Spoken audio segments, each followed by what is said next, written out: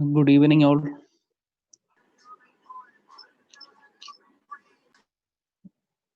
ഇന്നലത്തെ ക്ലാസ്സിൽ എന്തെങ്കിലും ഡൗട്ട്സ് ഉണ്ടെങ്കിൽ നിങ്ങൾക്ക് ചോദിക്കാം. നമുക്കത് ക്ലിയർ ചെയ്തിട്ട് ഇന്നത്തെ ക്ലാസ് സ്റ്റാർട്ട് ചെയ്യാം.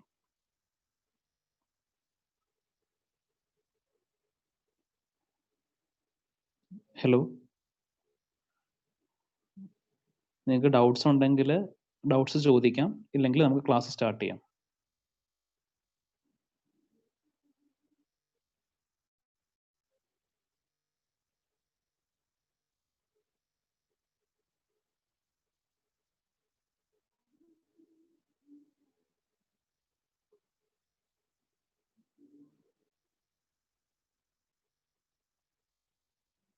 ഹലോ, കേൾക്കുന്നുണ്ടോ നിങ്ങൾ? ഹലോ,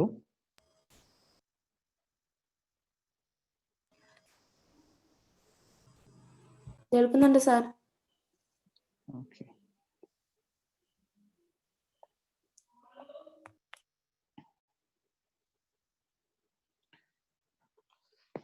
അപ്പോൾ നമുക്ക് ഇന്നത്തെ ക്ലാസ് സ്റ്റാർട്ട് ചെയ്യാം. ആരും ഡൗട്ട്സ് ഒന്നും ചോദിച്ചില്ല, അപ്പോൾ മനസ്സിലായെന്ന് വിചാരിക്കുന്നു.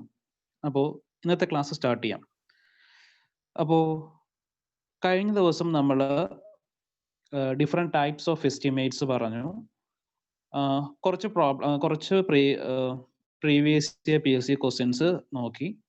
അപ്പോൾ ഇന്നത്തെ ക്ലാസ്സിൽ നമ്മൾ സ്പെസിഫിക്കേഷൻസ് മുതലാണ് സ്റ്റാർട്ട് ചെയ്യുന്നത്. സ്പെസിഫിക്കേഷൻസ്.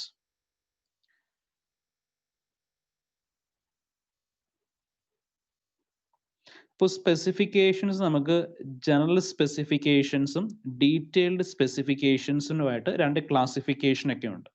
അപ്പോൾ അത് പറയുന്നതിന് മുന്നേ what is specification? A specification describes the nature and class of work, materials to be used in work, workmanship, etc. അപ്പോൾ സ്പെസിഫിക്കേഷൻസിനകത്ത് nature and class of work, materials to be used in work and workmanship. അപ്പോൾ ഈ കാര്യങ്ങളൊക്കെയാണ് സ്പെസിഫിക്കേഷനകത്ത് പറയുന്നത്. ഇപ്പോൾ for example, നമ്മളൊരു residential apartment construct ചെയ്യുവാണ്.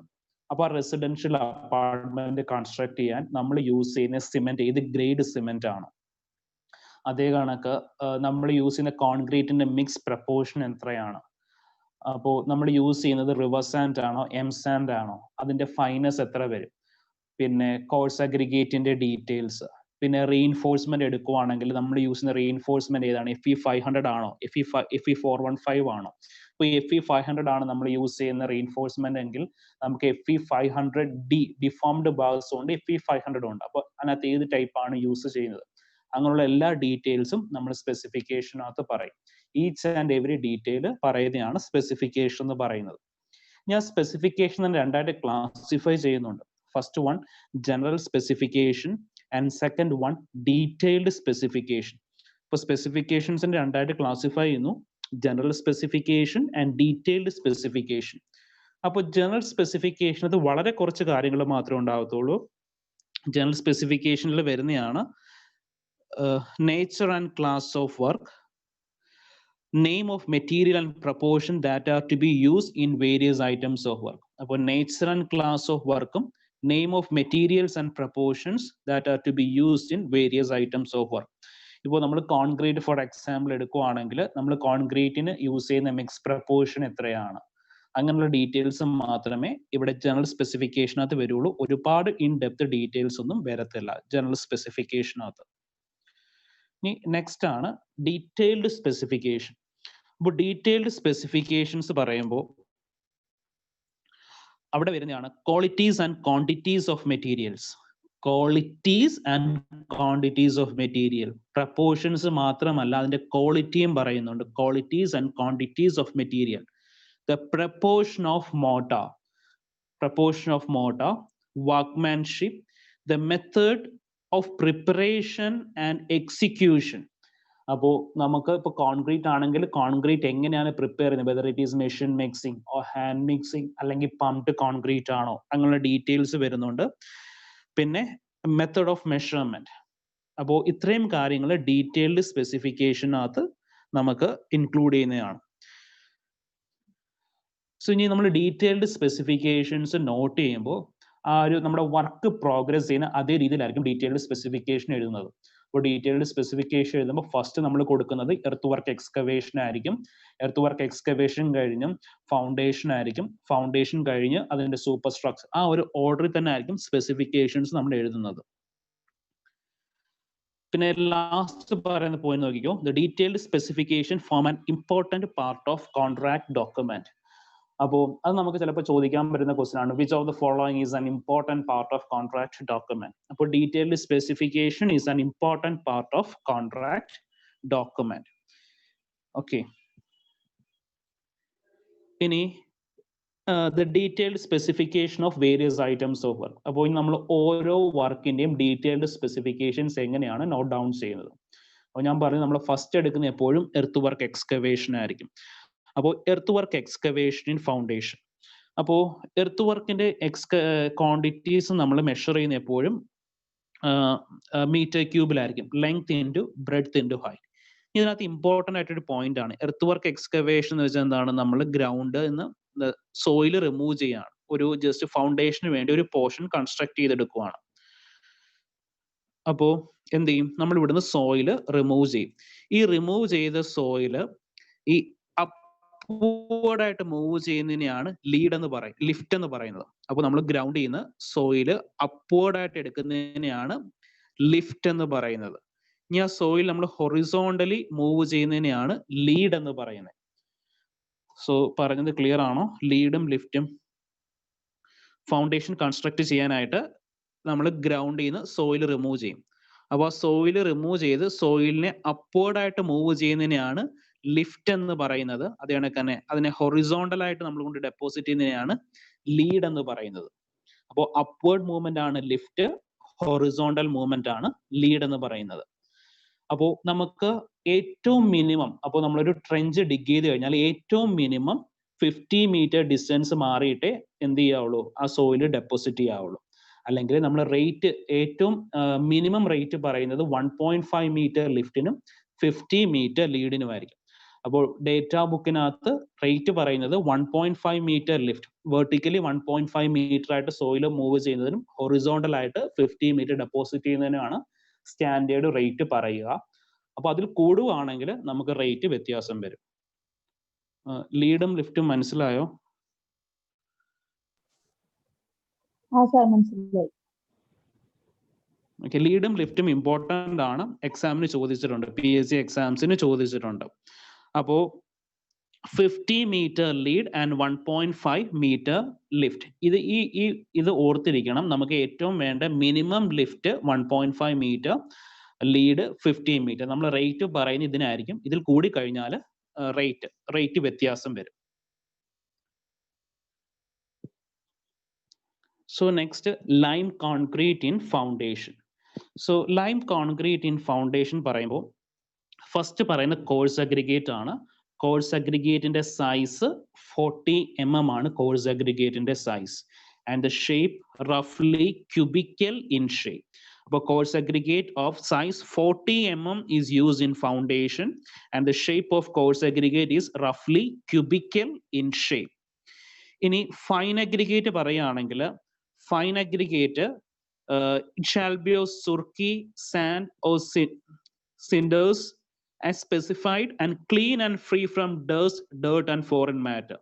ഞാൻ എൻ്റെ സൈസും കൂടെ നോക്കണം. It shall pass through a sieve of 2.5 mesh per square centimeter.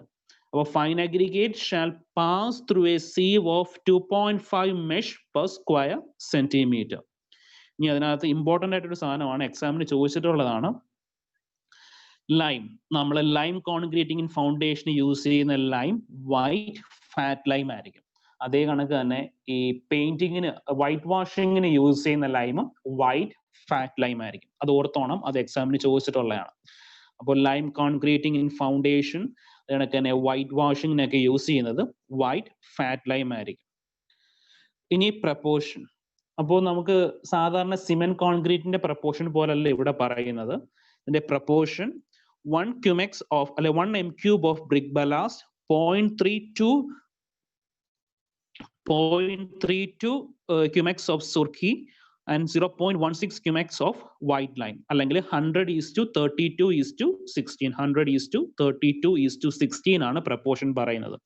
100 പറയുന്നത് ബ്രിക്ക് ബലാസ്റ്റ് ആണ്, 32 പറയുന്നത് ഫൈൻ അഗ്രിഗേറ്റ് ആണ്, 16 പറയുന്നത് ലൈം ആണ്. സോ നമുക്കറിയാം അതിന്റെ മെഷർമെന്റ്സ് എടുക്കുന്നത് ക്യൂബിക് മീറ്റേഴ്സിലായിരിക്കും, മീറ്റർ ക്യൂബിലായിരിക്കും മെഷർമെന്റ്സ് കാൽക്കുലേറ്റ് ചെയ്യുന്നത്.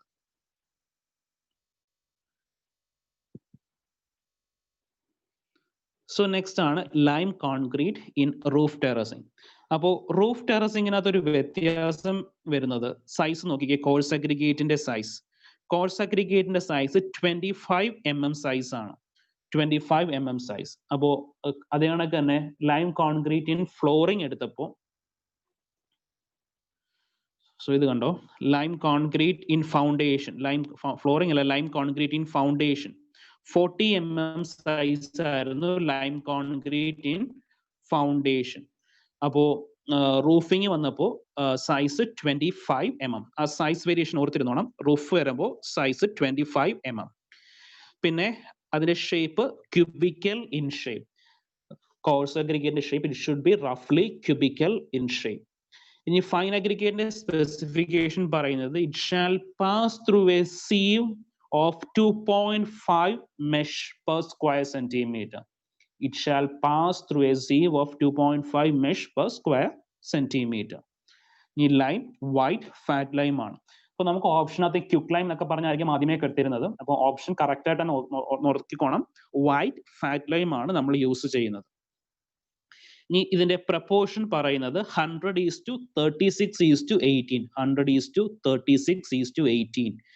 അപ്പോൾ അതിനകത്ത് 100 എന്ന് പറയുന്നത് കോഴ്സ് അഗ്രിഗേറ്റ് ആണ്, ബ്രിക്ക് ബലാസ്റ്റ് ആണ്. 36 എന്ന് പറയുന്നത് ഫൈൻ അഗ്രിഗേറ്റ് സുർക്കിയൊക്കെയാണ്. 18 എന്ന് പറയുന്നത് ലൈം ആണ്. And the measurements are taken in square metre. അത് നോക്കിക്കോണം. നമ്മൾ സാധാരണ റൂഫിംഗ് ഒക്കെ പറയുന്നത് സിമെന്റ് കോൺക്രീറ്റ് റൂഫിംഗ് ഒക്കെ ആണെങ്കിൽ അതിന്റെ മെഷർമെന്റ്സ് എടുക്കുന്നത് മീറ്റർ ക്യൂബിലായിരിക്കും, length into breadth into height ആയിരിക്കും. പക്ഷേ lime concrete in roof terracing ആണെങ്കിൽ അതിന്റെ മെഷർമെന്റ്സ് എടുക്കുന്നത് സ്ക്വയർ മീറ്റേഴ്സ് ആണ്, സ്ക്വയർ മീറ്റേഴ്സ്. അത് ഓർത്തോണം. ലൈം കോൺക്രീറ്റ് ഇൻ റൂഫ് ടെറസിംഗിന്റെ മെഷർമെന്റ്സ് എടുക്കുന്നത് സ്ക്വയർ മീറ്റേഴ്സിലാണ്. Fourth one cement concrete. അപ്പോൾ സിമെന്റ് കോൺക്രീറ്റ് നമുക്ക് അറിയാം. അപ്പോൾ കോഴ്സ് അഗ്രിഗേറ്റിന്റെ സൈസ് 20 mm സൈസ് ആയിരിക്കണം. And it shall be retained on 5 mm sieve. എന്തുകൊണ്ടാണ് റീറ്റെയിൻ? 5 mm സീവിൽ കൂടെ പാസ് ചെയ്ത് പോയി കഴിഞ്ഞാൽ അതിന് എന്ത് പേര് പറയും? Course aggregate shall be retained on 5 mm sieve. 5 mm കൂടി പാസ് ചെയ്ത് പോയി കഴിഞ്ഞാൽ അത് fine aggregate, aggregate of size less than 4.75 mm fine aggregate. പക്ഷേ പലപ്പോഴും PSC എക്സാമിന് 4.75 പകരം 5 mm എന്നൊക്കെയാണ് പലപ്പോഴും കണ്ടിട്ടുള്ളത്. അപ്പൊ അതുകൂടെ ഓർത്തിരിക്കണം. ചിലപ്പോൾ 4.75 എന്ന് കാണാത്തതുകൊണ്ട് ചിലപ്പോൾ ആ സമയത്ത് ഓപ്ഷൻസ് ഇല്ല എന്നൊക്കെ തോന്നും. ഓപ്ഷൻസിനകത്ത് നൺ ഓഫ് ദി എബോ എന്നും ഒരു ഓപ്ഷൻ കൂടി തന്നു കഴിഞ്ഞാൽ ചിലപ്പോൾ നൺ ഓഫ് ദി എബോയെ മാർക്ക് ചെയ്യത്തുള്ളൂ. അപ്പോൾ 5 mm എന്നുള്ളതും കൂടെ ഓർത്തിരിക്കുക. Aggregate of size less than 4.75 mm fine aggregate എന്ന് പറഞ്ഞ് പഠിക്കുമെങ്കിലും ഓപ്ഷനിൽ 5 mm ഉണ്ടെങ്കിൽ 5 mm മാർക്ക് ചെയ്തോണം. അപ്പോൾ coarse aggregate shall be retained on 5 mm sieve. അപ്പോൾ 5 mm കൂടി പാസ് ചെയ്യുകയാണെങ്കിൽ അത് ഫൈൻ അഗ്രിഗേറ്റ് ആയിരിക്കും. And the coarse aggregate should be well graded. അപ്പോൾ നമുക്ക് അഗ്രിഗേറ്റ്സ് പല ടൈപ്പ് ഉണ്ട്. വെൽ ഗ്രേഡഡ്, ഗ്യാപ് ഗ്രേഡഡ് എന്നൊക്കെ പറഞ്ഞ അഗ്രിഗേറ്റ്സ് ഉണ്ട്. അതിനകത്ത് വെൽ ഗ്രേഡഡ് അഗ്രിഗേറ്റ്സ് ആയിരിക്കണം നമ്മൾ യൂസ് ചെയ്യേണ്ട coarse aggregate. And so well graded aggregates ആണെങ്കിൽ അതിന്റെ വോയിഡ്സ് കുറവായിരിക്കും. Fine aggregate pass through 5 mm sieve. ഈ സിമെന്റ് നമ്മൾ പറയുന്നത് പോർട്ട്ലാൻഡ് സിമെന്റ് ആയിരിക്കും യൂസ് ചെയ്യുന്നത്. ഈ ഇത് മിക്സ് ചെയ്യാനുള്ള വാട്ടർ എന്തായിരിക്കണം? It should be clean and free from alkaline and acid matters. So നമുക്ക് ഡ്രിങ്ക് ചെയ്യാൻ പറ്റുന്ന വാട്ടർ ആയിരിക്കണം നമുക്ക് കോൺക്രീറ്റ് പ്രിപ്പയറിനായിട്ട് യൂസ് ചെയ്യുന്നത്. And the measurement in meter cube. അപ്പോൾ length into breadth into height എടുക്കണം മെഷർമെന്റ് കാൽക്കുലേറ്റ് ചെയ്യാനായിട്ട്. ഇത്രയും പറഞ്ഞത് ക്ലിയർ ആണോ?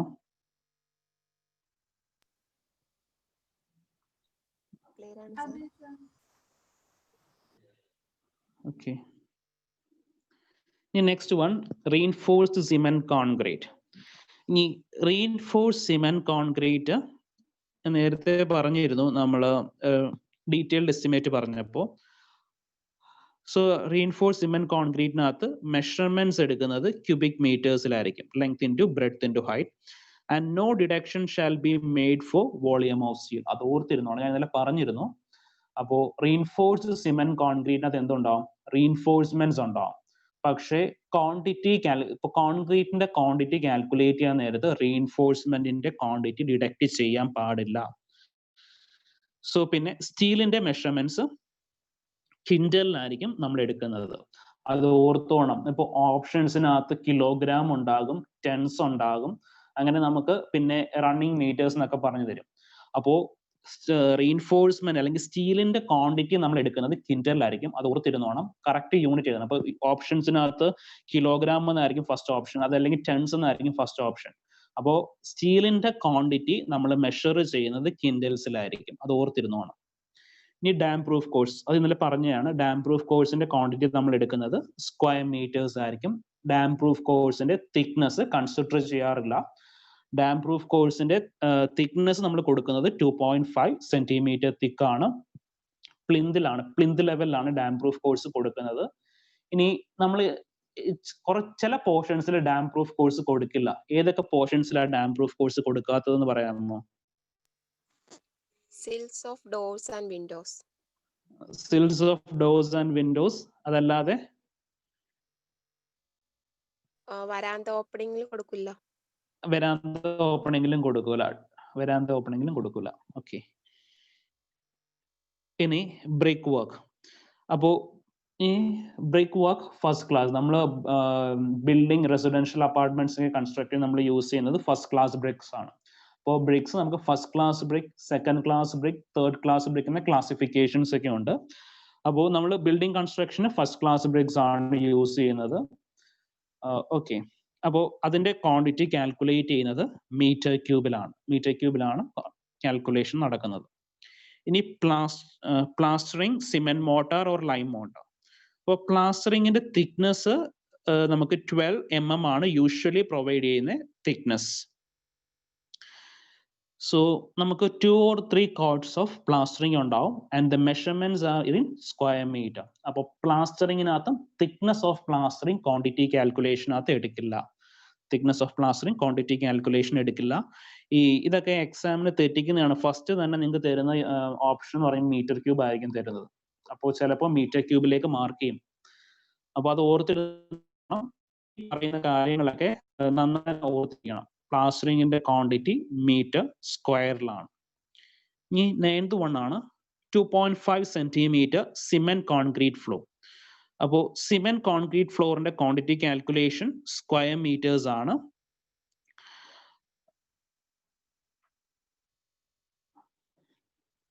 ഇനി സ്റ്റാൻഡേർഡ് യൂണിറ്റ്സ് ഓഫ് ഐറ്റം. ഇത് വളരെ ഇമ്പോർട്ടൻ്റ് ആണ് ഈ ചാർട്ട്. അപ്പോൾ നമുക്ക് മിക്കപ്പോഴും ഇതിനകത്തുനിന്ന് ഒരു ക്വസ്റ്റ്യൻ വരാറുണ്ട്. ഇപ്പോൾ ഓവർസിയർ ലെവലാണെങ്കിലും ഈ ലെവലാണെങ്കിലും മിക്കപ്പോഴും ഒരു ക്വസ്റ്റ്യൻ ഇതിനകത്തുനിന്ന് വരാറുണ്ട്. അപ്പോൾ RCCയുടെ ക്വാണ്ടിറ്റി കാൽക്കുലേഷൻ നമ്മൾ എടുക്കുന്നത് 10 dm³ അപ്പോൾ അതിനകത്ത് ഫസ്റ്റ് ഓപ്ഷൻ മീറ്റർ ക്യൂബ് എന്നായിരിക്കും നിങ്ങൾക്ക് PSC എക്സാമിന്റെ ഓപ്ഷനകത്ത് കിടക്കുന്നത്. പക്ഷേ RCC വർക്ക് നമ്മൾ കാൽക്കുലേറ്റ് ചെയ്യുന്ന യൂണിറ്റ്സ് എന്ന് വെച്ചാൽ 10 dm³ കാൽക്കുലേഷൻ നടക്കുന്നത്. ഇനി വുഡ് വർക്ക് ഫോർ ഫ്രെയിംസ് ആണെങ്കിൽ 10 dm³. ഇനി വുഡ് വർക്ക് ഫോർ ഷട്ടർ ആണെങ്കിൽ 10 dm². അത് അങ്ങോട്ടും ഇങ്ങോട്ടും മാറി പോകരുത്. ഫ്രെയിം ആണെങ്കിൽ 10 dm³, അതേ കണക്ക് തന്നെ ഷട്ടർ ആണെങ്കിൽ 10 dm². ഇനി stone masonry, brick masonry, laterite masonry, PCC, rubble masonry, ഇതിന്റെ എല്ലാം ക്വാണ്ടിറ്റി മീറ്റർ ക്യൂബിലാണ് കാൽക്കുലേറ്റ് ചെയ്യുന്നത്. Stone masonry, brick masonry, laterite masonry, plain cement concrete and rubble masonry. ഇനി next plastering, pointing, painting, flooring, road work 10 m². ഇനി റീഇൻഫോഴ്സ്മെന്റിന്റെ quantity calculate ചെയ്യുന്നത് കിൻഡലിലാണ്. ഒരു കിൻഡൽ എന്ന് പറഞ്ഞാൽ 100 kilograms. ഇനി സിമെന്റിന്റെ യൂണിറ്റ് നമ്മൾ ടെൺസിലാണ് പറയുന്നത്. സിമെന്റ് ടെൺസിലാണ് 1 ton 1000 kilograms. ഇനി ബ്രിക്സ് നമ്മൾ പറയുന്നത് per 1000 numbers. ഈ ബ്രിക്സ് തന്നെ ഹോളോ ബ്രിക്കോ ലാറ്ററൈറ്റോ ആണെങ്കിൽ പെർ 100 നമ്പേഴ്സ് ആണ് പറയുന്നത്. ഹോളോ ബ്രിക്സ് ഓർ ലാറ്ററൈറ്റ് ആണെങ്കിൽ പെർ 100 നമ്പേഴ്സ്. വൈറ്റ് സിമെന്റ് ആണെങ്കിൽ ക്വാണ്ടിറ്റി പറയുന്നത് കിലോഗ്രാംസിലായിരിക്കും, കിലോഗ്രാംസ്. ഇനി സൈറ്റ് ക്ലിയറിംഗ്. അപ്പൊ നമ്മളൊരു സൈറ്റ് അൺറിലേറ്റഡ് ഒക്കെ ആണെങ്കിൽ നമ്മൾ ഫസ്റ്റ് ചെയ്യുന്നത് സൈറ്റ് ക്ലിയറിംഗ് ആണ്. സൈറ്റ് ക്ലിയറിംഗ് ആണെങ്കിൽ 100 മീറ്റർ സ്ക്വയർ. ഇനി ഫെല്ലിംഗ് ട്രീസ്, ഇപ്പോൾ നമ്മൾ ട്രീസ് ഒക്കെ കട്ട് ചെയ്യുവാണെങ്കിൽ അത് പറയുന്നത് പെർ ട്രീ, ഈച്ച് ഓരോ ട്രീക്കുമായിരിക്കും യൂണിറ്റ് പറയുന്നത്. നെക്സ്റ്റ് ഹണി കോമ്പിംഗ് ബ്രിക്ക് വാൾ. ഹണി കോമ്പിംഗ് ബ്രിക്ക് വാൾ ആണെങ്കിൽ യൂണിറ്റ് മീറ്റർ സ്ക്വയർ ആയിരിക്കും. അതും നമുക്ക് പലപ്പോഴും തെറ്റിപ്പോകും. നമുക്ക് ബ്രിക്ക് വാൾ എന്നൊക്കെ ഉള്ളൂ. അപ്പോൾ നമ്മൾ വാൾ എന്ന് പറയുമ്പോൾ ക്വാണ്ടിറ്റി കാൽക്കുലേറ്റ് ചെയ്യുന്നത് മീറ്റർ ക്യൂബിലാണല്ലോ എന്ന് വെച്ച് ചെയ്യും. പക്ഷേ മീറ്റർ ക്യൂബ് അല്ല. ഹണി കോംബ് ബ്രിക്ക് വാൾ ആണെങ്കിൽ മീറ്റർ സ്ക്വയർ ആണ്. ഇനി earth work excavation. Earth work എക്സ്കവേഷന്റെ ക്വാണ്ടിറ്റി നമ്മൾ പറയുന്നത് 10 മീറ്റർ ക്യൂബിലാണ്, 10 എം ക്യൂബിലാണ് ക്വാണ്ടിറ്റി പറയുന്നത്. ഇത്രയും പറഞ്ഞത് ക്ലിയർ ആണോ?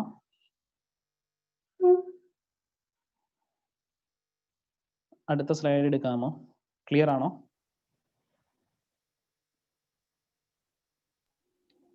അതെ സർ, ക്ലിയർ ആണ്.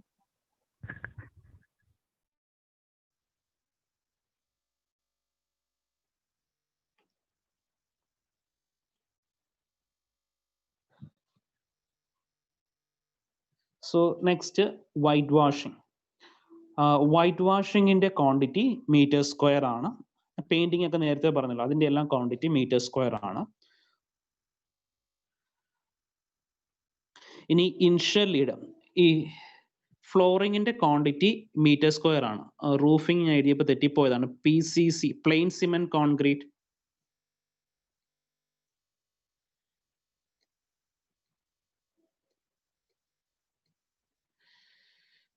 സോ റൂഫിംഗ് നോക്കണ്ട. വൈറ്റ് വാഷിങ്ങിന്റെ ക്വാണ്ടിറ്റി മീറ്റർ സ്ക്വയർ ആണ്. ഫ്ലോറിംഗ് മീറ്റർ സ്ക്വയർ ആണ്. Initial lead 50 meter, initial lift 1.5 meter. അത് ഓർത്തിരിക്കണം, അതും എക്സാമിന് ചോദിച്ചിട്ടുള്ളതാണ്. ഇൻഷ്യൽ ലീഡ് എത്ര മീറ്റേഴ്സ് ആണ്, ഇൻഷ്യൽ ലിഫ്റ്റ് 1.5, 50 മീറ്റർ 1.5. ഇനി ഇൻഷ്യൽ ലീഡ് നിങ്ങൾക്ക് PSC എക്സാമിന് ചോദിക്കുമ്പോൾ 50 മീറ്റർ എന്നൊരു ഓപ്ഷൻ ഇല്ലെങ്കിൽ, 50 മീറ്റർ എന്നൊരു ഓപ്ഷൻ ഇല്ലെങ്കിൽ അതിന് പകരം 30 മീറ്റർ എന്ന ഓപ്ഷൻ ഉണ്ടെങ്കിൽ 30 മീറ്റർ ബബിൾ ചെയ്യുക. ഇനി 30 മീറ്ററും 50 മീറ്ററും ഓപ്ഷനിൽ ഉണ്ടെങ്കിൽ 50 മീറ്റർ വേണം ബബിൾ ചെയ്യാനായിട്ട്. ഹലോ,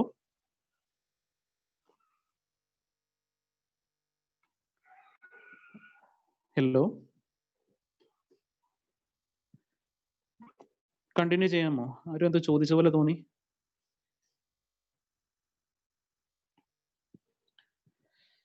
സോ ഓക്കെ, അപ്പോൾ ഇൻഷ്യൽ ലീഡ് 50 മീറ്റർ ആണ്, ഇൻഷ്യൽ ലിഫ്റ്റ് 1.5 മീറ്റർ ആണ്. നിങ്ങളുടെ ഓപ്ഷനിൽ 50 മീറ്റർ എന്ന ഓപ്ഷൻ ഇല്ല, പകരം 30 മീറ്റർ എന്ന ഓപ്ഷൻ ഉണ്ടെങ്കിൽ 30 മീറ്റർ ബബിൾ ചെയ്യാം. ഈ 30 മീറ്ററും 50 മീറ്ററും ഓപ്ഷൻ ഉണ്ടെങ്കിൽ 50 മീറ്റർ വേണം ബബിൾ ചെയ്യാനായിട്ട്. ഇനി നമുക്ക് കുറച്ച് ടേംസ് പഠിക്കാനുണ്ട്, ഇതും ഇമ്പോർട്ടൻ്റ് ആണ്. അപ്പൊ നമ്മൾ ഫസ്റ്റ് പറയുന്ന ടേം ആണ് ഓവർ ഹെഡ് കോസ്റ്റ്. അപ്പോൾ ഓവർ ഹെഡ് കോസ്റ്റ് എന്ന് പറഞ്ഞാൽ നമുക്ക് ഒരു സൈറ്റിൽ വരുന്ന എക്സ്പെൻഡിച്ചേഴ്സ് ഒക്കെയാണ് ഓവർ ഹെഡ് കോസ്റ്റ് എന്ന് പറയുന്നത്. ഒരു ബിൽഡിംഗ് കൺസ്ട്രക്ട് ചെയ്യാൻ വരുന്ന കോസ്റ്റ് ആയിരിക്കില്ല യൂഷ്വലി അത്. അപ്പോൾ ഇവിടെ വരുന്ന ഓവർ ഹെഡ് കോസ്റ്റ് നോക്കിയേ, office expenses, rent, supervision and other costs which are indirect expenses and not productive expenses on the job. അപ്പോൾ indirect expenses ആണ് and which are not productive expense on the job. ഇനി overhead cost രണ്ടായിട്ട് classify ചെയ്യുന്നുണ്ട്, general overhead and job overhead. അപ്പോൾ general ഓവർഹെഡ്സിൽ വരുന്നതാണ് establishment, that means office staff ഒക്കെ, പിന്നെ stationery, printing, postages, travelling expenses, telephone, rent and taxes. ഇപ്പൊ നമ്മൾ ഒരു വലിയ സൈറ്റ് ആണെങ്കിൽ ആ സൈറ്റിൽ എന്ത് വേണം, ഒരു ഓഫീസ്, സൈറ്റ് ഓഫീസ് ഉണ്ടാകും. ഇനി അവിടെ നമുക്ക് നമ്മുടെ ഡ്രോയിങ്സ് ഒക്കെ പ്രിന്റ് എടുക്കണമെങ്കിൽ പ്രിന്റിംഗ് ചാർജ് വരും. പിന്നെ സ്റ്റേഷനറി ഐറ്റംസ്, ഇതെല്ലാം വരുന്നത് ജനറൽ ഓവർഹെഡ്സിനകത്താണ്. ഇനി ജോബ് ഓവർഹെഡ് വരുമ്പോഴാണ് നമ്മുടെ സാലറി ഓഫ് എഞ്ചിനീയേഴ്സ്, സൂപ്പർവൈസേഴ്സ്, പിന്നെ എന്തെങ്കിലും റിപ്പയർ വർക്ക് വരുവാണെങ്കിൽ റിപ്പയർ വർക്ക്സ്, ലേബേഴ്സിന്റെ അമ്യൂണിറ്റീസ്, വർക്ക്മെൻസിന് കൊടുക്കുന്ന compensation in case of any accidents, ഇനി ഇൻട്രസ്റ്റ്, ലോസസ് ഓൺ അഡ്വാൻസ്. അപ്പോൾ ഒരു ബിൽഡിങ്ങിലേക്കുള്ള ഡയറക്റ്റ് എക്സ്പെൻസസ് അല്ല, ഇൻഡയറക്റ്റ് ഒരു ബിൽഡിംഗ് കൺസ്ട്രക്ട് ചെയ്യാൻ നേരത്ത് വരുന്ന ഇൻഡയറക്റ്റ് എക്സ്പെൻസസ് ഒക്കെയാണ് ഓവർ ഹെഡ് കോസ്റ്റിൽ വരുന്നത്. ഒരു ബിൽഡിംഗ് കൺസ്ട്രക്ട് ചെയ്യാൻ വരുന്ന ഇൻഡയറക്റ്റ് എക്സ്പെൻസസ്. അപ്പോൾ ജനറൽ ഓവർ ഹെഡും ഉണ്ട്, ജോബ് ഓവർ ഹെഡും ഉണ്ട്. ജനറൽ ഓവർ ഹെഡിനകത്താണ് നമുക്ക് rent, telephone charges, stationery items, establishments ഒക്കെ വരുന്നത്. ജോബ് ഓവർ ഹെഡിൽ salary of engineers, handling of materials, repairs, amenities of labor, workman compensation, അങ്ങനെയുള്ള കാര്യങ്ങളൊക്കെയാണ് ജോബ് ഓവർ ഹെഡിൽ വരുന്നത്, over head cost. Next one, schedule of rates. ഇത് വളരെ ഇമ്പോർട്ടൻ്റ് ആണ്, schedule of rates. So schedule of rates എന്ന് വെച്ചാൽ A list of rates of various items of work. ഇതൊരു printed ബുക്കാണ്. ആ ബുക്കിനകത്ത് നമുക്ക് ഓരോ വർക്കിൻ്റെയും അല്ലെങ്കിൽ ഓരോ വർക്കിനും എത്ര റേറ്റ് വെച്ച് കൊടുക്കണം എന്നുള്ള എല്ലാ ഡീറ്റെയിൽസും അതിനകത്തുണ്ടാവും. അതാണ് schedule of rate. A schedule of rate is A list of various items of work. അപ്പോൾ അത് എഞ്ചിനീയറിംഗ് ഡിപ്പാർട്ട്മെന്റ് ആണ് അത് പ്രിന്റഡ് ഫോമിൽ വെച്ചിരിക്കുന്നത്. നമുക്ക് ഏതൊരു വർക്ക് എടുത്താലും അതിന് നമ്മൾ എത്ര റേറ്റ് കൊടുക്കണം എന്നുള്ള എല്ലാ ഡീറ്റെയിൽസും ഷെഡ്യൂൾ ഓഫ് റേറ്റ്സിൽ ഉണ്ടാകും.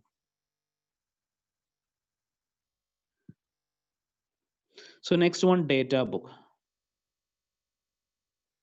So data book, the process of working out the cost or rate per unit of each item is called data.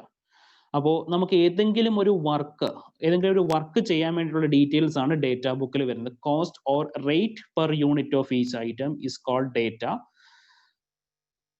So നമുക്ക് ഇപ്പോൾ ഒരു വർക്ക് ചെയ്യാൻ എന്തുമാത്രം ലേബേഴ്സ് വേണം, അങ്ങനെയുള്ള കാര്യങ്ങളെല്ലാം നമുക്ക് ഡേറ്റ ബുക്കിൽ നിന്ന് അവൈലബിൾ ആണ്. Data. Bill of quantities. So bill of quantities ഞാൻ ഇന്നലെ എക്സ്പ്ലെയിൻ ചെയ്തിരുന്നു. ബിൽ ഓഫ് ക്വാണ്ടിറ്റീസ് എന്ന് വെച്ചാൽ എന്താണ്? ഒരു ഡീറ്റെയിൽഡ് എസ്റ്റിമേറ്റ് ആണ്. ഡീറ്റെയിൽഡ് എസ്റ്റിമേറ്റിനകത്ത് നമുക്ക് രണ്ട് ടൈപ്പ് ഫോം ഉണ്ട്, മെഷർമെന്റ് ഫോമും അബ്സ്ട്രാക്ട് ഓഫ് എസ്റ്റിമേറ്റ്. ഈ അബ്സ്ട്രാക്ട് ഓഫ് എസ്റ്റിമേറ്റിനകത്ത് റേറ്റിന്റെ കോളവും എമൗണ്ടിന്റെ കോളവും ബ്ലാങ്ക് ആയിരിക്കും. റേറ്റിന്റെയും എമൗണ്ടിന്റെയും കോളം ബ്ലാങ്ക് ആയിരിക്കും. അങ്ങനെയുള്ള ഡീറ്റെയിൽഡ് എസ്റ്റിമേറ്റ് ആണ്, അല്ലെങ്കിൽ അബ്സ്ട്രാക്ട് ഓഫ് എസ്റ്റിമേറ്റിനെയാണ് ബിൽ ഓഫ് ക്വാണ്ടിറ്റീസ് എന്ന് പറയുന്നത്. Bill of quantities. Next one, conveyance statement. So ഇത്രയും പറഞ്ഞതിനകത്ത് എന്തെങ്കിലും ഡൗട്ട് ഉണ്ടോ?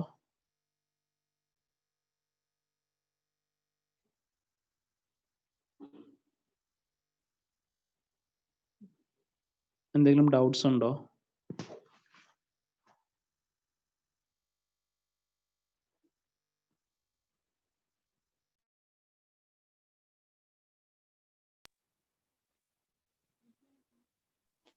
സർ ഡേറ്റ ബുക്ക് ഒന്നുകൂടെ പറയോ?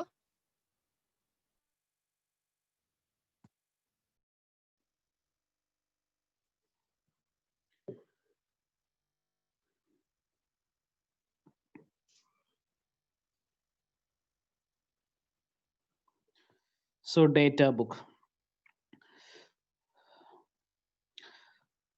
The process of working out the cost or rate per unit of each item is called data. ഇപ്പോൾ നമുക്ക് ഏതെങ്കിലും ഒരു വർക്ക്, ഫോർ എക്സാമ്പിൾ നമുക്കൊരു പ്ലാസ്റ്ററിങ് വർക്കാണ്, plastering work എടുക്കുവാണ്.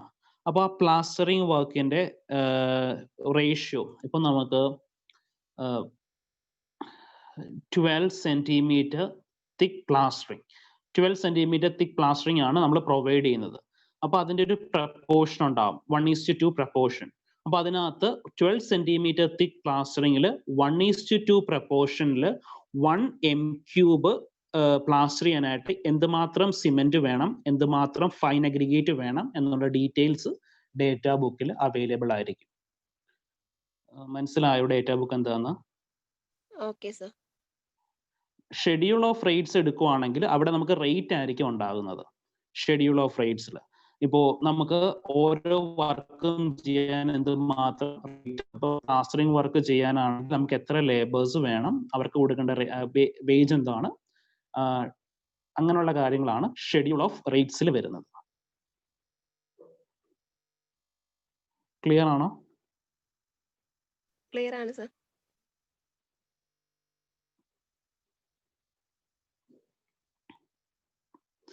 Next, conveyance statement. അപ്പോൾ കൺവേയൻസ് സ്റ്റേറ്റ്മെന്റ് എന്ന് വെച്ചാൽ ഇപ്പോൾ നമ്മളൊരു ബിൽഡിംഗ് കൺസ്ട്രക്ട് ചെയ്യണം. ഇപ്പോൾ ബിൽഡിംഗ് കൺസ്ട്രക്ട് ചെയ്യാൻ നമുക്ക് റോ മെറ്റീരിയൽസ് വേണം. Raw materials in the sense നമുക്ക് സിമെന്റ് വേണം, ഫൈൻ അഗ്രിഗേറ്റ് വേണം, കോഴ്സ് അഗ്രിഗേറ്റ് വേണം, റീഇൻഫോഴ്സ്മെന്റ് വേണം. അപ്പൊ ഇതൊന്നും നമ്മുടെ സൈറ്റിൽ ലോക്കലി അവൈലബിൾ ആയിരിക്കില്ല. ഇതൊക്കെ എന്ത് ചെയ്യണം? അതിന്റെ സോഴ്സിൽ നിന്ന് നമ്മുടെ സൈറ്റിലേക്ക് ട്രാൻസ്പോർട്ട് ചെയ്യണം. അപ്പൊ ആ ട്രാൻസ്പോർട്ട് ചെയ്യുന്നതിനാണ് നമ്മൾ കൺവേയൻസ് എന്ന് പറയുന്നത്. അതാണ് ആ കൊടുത്തിരിക്കുന്ന കൺവേയൻസ് ചാർജസ് എന്ന് പറയുന്നത്. Conveyance charges. The charges required for the transportation or conveyance of material from the source to the site is termed as conveyance charges. ഇനി ലീഡ് എന്താണെന്ന് വെച്ചാൽ, ലീഡ് സ്റ്റേറ്റ്മെന്റ് എന്താണെന്ന് വെച്ചാൽ അതിന്റെ ട്രാൻസ്പോർട്ടേഷൻ ആണ് ലീഡ് സ്റ്റേറ്റ്മെന്റിനകത്തും വരുന്നത്. Lead statement will give the total cost of materials per unit item including the first cost, conveyance, loading, unloading, staking charges etcetera. അപ്പോൾ അതിന്റെ ട്രാൻസ്പോർട്ടേഷൻ കോസ്റ്റ് ആണ് നമുക്ക് പറയുന്ന ലീഡ് സ്റ്റേറ്റ്മെന്റ് എന്ന് പറയുന്നത്. The lead statement will give the total cost of material. അപ്പോൾ നമ്മൾ purchase ചെയ്യുമ്പോൾ എന്താണ് അതിനകത്ത് ട്രാൻസ്പോർട്ടേഷൻ കോസ്റ്റ് ഉണ്ട്, ലോഡിംഗ് കോസ്റ്റ്, അൺലോഡിംഗ് കോസ്റ്റ്, ഇതെല്ലാം വരുന്നതാണ് ലീഡ് സ്റ്റേറ്റ്മെന്റിനകത്ത്. സോ പിന്നെ ലീഡ് എന്താണെന്നും കൂടെ ഓർത്തോണം. The distance between the source of availability of material and the construction site is known as lead. ഇത് ചിലപ്പോൾ ചോദിക്കാം. The distance between the source of availability of material and the construction site is known as lead and is calculated in kilometers. And it is calculated in kilometers. The conveyance cost of the material depends on lead. Conveyance cost of the material depends on lead. അത്രയും points ഓർത്തിരിക്കുക. Lead എന്താണ്, lead statement എന്താണ്, conveyance എന്താണ്. അപ്പോൾ അതിന്റെ lead സ്റ്റേറ്റ്മെന്റിനകത്ത് total cost of material എന്ന് പറയുമ്പോൾ നമ്മൾ ഒരു സ്ഥലത്ത് നിന്ന് സാധനം പർച്ചേസ് ചെയ്തു, അത് ട്രാൻസ്പോർട്ട് ചെയ്തു, അത് ട്രാൻസ്പോർട്ട് ചെയ്യുന്നതിന് എന്ത് ചെയ്യണം, അത് വെഹിക്കിളിലേക്ക് കയറ്റണം, ലോഡിങ്, അൺലോഡിങ്, ഇതെല്ലാം കൂടെ വരുന്ന സ്റ്റേറ്റ്മെന്റ് ആണ് ലീഡ് സ്റ്റേറ്റ്മെന്റ്.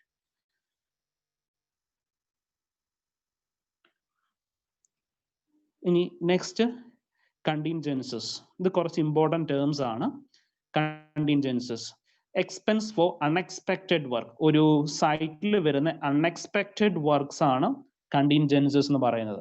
അപ്പോൾ നമ്മളൊരു ഡീറ്റെയിൽഡ് എസ്റ്റിമേറ്റ് പ്രിപ്പയർ ചെയ്യുമ്പോൾ നമ്മൾ ഈ കാര്യങ്ങളൊക്കെ അതിനകത്ത് ഇൻക്ലൂഡ് ചെയ്യണം. അപ്പോൾ 3 to 5% of the estimated cost is taken for contingencies. അത് ഓർത്തിരിക്കണം. കണ്ടിൻജൻസസ് എന്ന് വെച്ചാൽ അൺഎക്സ്പെക്റ്റഡ് വർക്ക് ആണ്. നമ്മൾ എസ്റ്റിമേറ്റഡ് കോസ്റ്റിന്റെ 3 to 5% കണ്ടിൻജൻസസ് ആയിട്ട് എടുത്തിട്ടുണ്ടാകണം. ഈ പെർസെൻറ്റേജ് ഓർത്തിരുന്നോണം. ഈ പെർസെൻറ്റേജ് PSC എക്സാംസിന് ചോദിച്ചിട്ടുള്ളതാണ്. 3 to 5% of estimated cost is taken as contingencies. ഇനി വർക്ക് ചാർജ് എസ്റ്റാബ്ലിഷ്മെന്റ്, ഇതിനെ പെർസെൻറ്റേജ് ഓർത്തിരിക്കുക. 1.5 to 2% ഓഫ് എസ്റ്റിമേറ്റഡ് കോസ്റ്റ് ആണ് വർക്ക് ചാർജ് എസ്റ്റാബ്ലിഷ്മെന്റിന് വേണ്ടത്.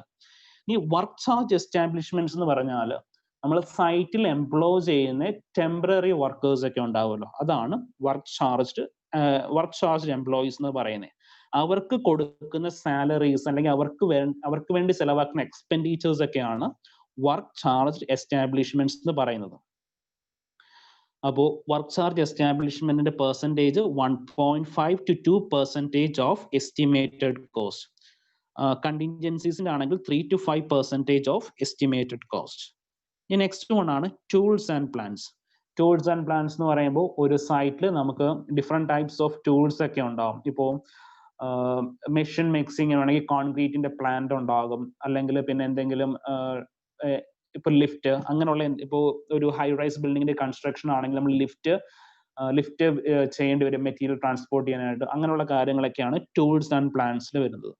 ഇപ്പൊ tools and plans 1 to 1.5% of estimated cost എടുക്കണം. അപ്പൊ എസ്റ്റിമേറ്റഡ് കോസ്റ്റിന്റെ 1 to 1.5% ടൂൾസ് ആൻഡ് പ്ലാൻസിന് വേണ്ടി മാറ്റിവെക്കണം. Next one centage charges or department charges. ഈ സെന്റേജ് ചാർജസ് എന്ന് പറയുമ്പോൾ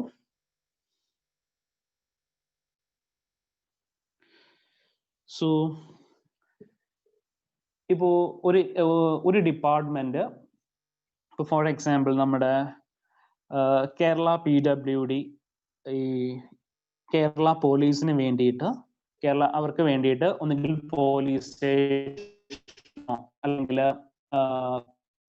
അവർക്ക് വേണ്ട എന്തെങ്കിലും ക്വാർട്ടേഴ്സ് ഇപ്പോൾ കേരള PWD പോലീസിന് വേണ്ടിയിട്ടുള്ള ക്വാർട്ടേഴ്സ് നിർമ്മിച്ചു കൊടുക്കുകയാണ്. അപ്പോൾ പോലീസിനകത്ത് അങ്ങനെ ഒരു വിങ് ഇല്ല കൺസ്ട്രക്ഷന് വേണ്ടിയിട്ട്. അപ്പോൾ കേരള PWD അവർ അപ്രോച്ച് ചെയ്തു.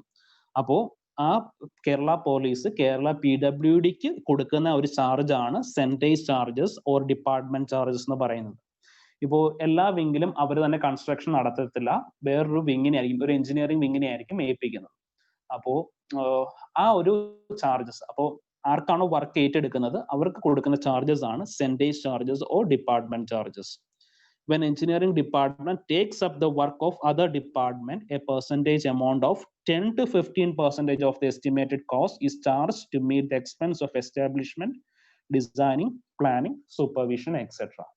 Percentage charges or departmental charges.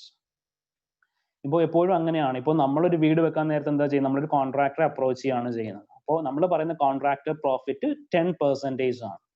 ഇപ്പോൾ പബ്ലിക് ബിൽഡിങ്സ് കൺസ്ട്രക്ട് ചെയ്യാൻ നേരത്തെ നമ്മൾ എന്തായിരിക്കും വേറൊരു അതിനെല്ലാം ഒരു എഞ്ചിനീയറിംഗ് വിങ് ഉണ്ടാവും. ഇപ്പോൾ ഞാൻ നേരത്തെ പറഞ്ഞാൽ കേരള പോലീസിന്റെ ബിൽഡിങ്സ് കൺസ്ട്രക്ട് ചെയ്യുന്നത് Kerala police housing and construction corporation ഒരു ബോർഡ് ഉണ്ട്, അവരാണ് കൺസ്ട്രക്ട് ചെയ്യുന്നത്. അപ്പോൾ ആ ബോർഡിന് വേണ്ടി അവർ കൊടുക്കുന്ന ചാർജസ് ആണ് 10 to 15% ഓഫ് എസ്റ്റിമേറ്റഡ് കോസ്റ്റ്. അപ്പോൾ നമ്മൾ ഡീറ്റെയിൽഡ് എസ്റ്റിമേറ്റ് പ്രിപ്പയർ ചെയ്യുമ്പോൾ ഈ കാര്യങ്ങളെല്ലാം അതിനകത്ത് ഇൻക്ലൂഡ് ചെയ്യണം. ഇനി നമ്മൾ 5th പറയുന്നതാണ് electrification, sanitary and water supply work 20% of estimated cost. ഞാൻ 20% നമ്മൾ സ്പ്ലിറ്റ് ചെയ്തിട്ടാണ് പറയുന്നത്. ഇലക്ട്രിഫിക്കേഷന് 8%, പ്ലംബിംഗ് ആൻഡ് സാനിറ്ററിക്ക് 8%, ഫിറ്റിംഗ്സിന് 4%. അപ്പോൾ ഇലക്ട്രിഫിക്കേഷന് 8% ഓഫ് എസ്റ്റിമേറ്റഡ് കോസ്റ്റ് മാറ്റി വെക്കണം. പ്ലംബിംഗ് ആൻഡ് സാനിറ്ററിക്ക് 8% ഓഫ് എസ്റ്റിമേറ്റഡ് കോസ്റ്റ്, ഫിറ്റിംഗ്സിന് 4% ഓഫ് എസ്റ്റിമേറ്റഡ് കോസ്റ്റ്. ഇത്രയും പറഞ്ഞത് ക്ലിയർ ആണോ? എന്തെങ്കിലും ഡൗട്ട് ഉണ്ടെങ്കിൽ ചോദിക്കാം. ഈ പെർസെൻറ്റേജസ് വളരെ ഇമ്പോർട്ടൻ്റ് ആണ്.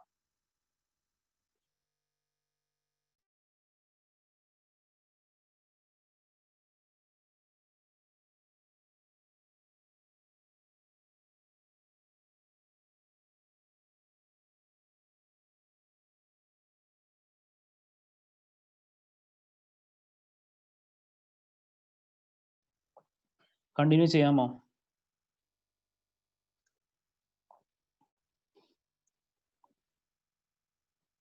സോ കണ്ടിന്യൂ ചെയ്യാമോ? എന്തെങ്കിലും റെസ്പോണ്ട് ചെയ്യുമോ?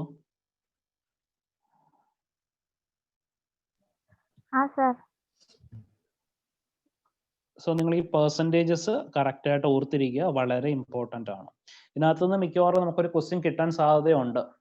Contingencies 3 to 5%, work charge establishment 1.5 to 2%, tools and plans 1 to 1.5% of estimated cost, percentage charges 10 to 15% of estimated cost, electrification 8% of estimated cost, plumbing and sanitary 8% of estimated cost, and fittings 4% of estimated cost. ഇനി next one ആണ് sub head of item. Sub head of items of work.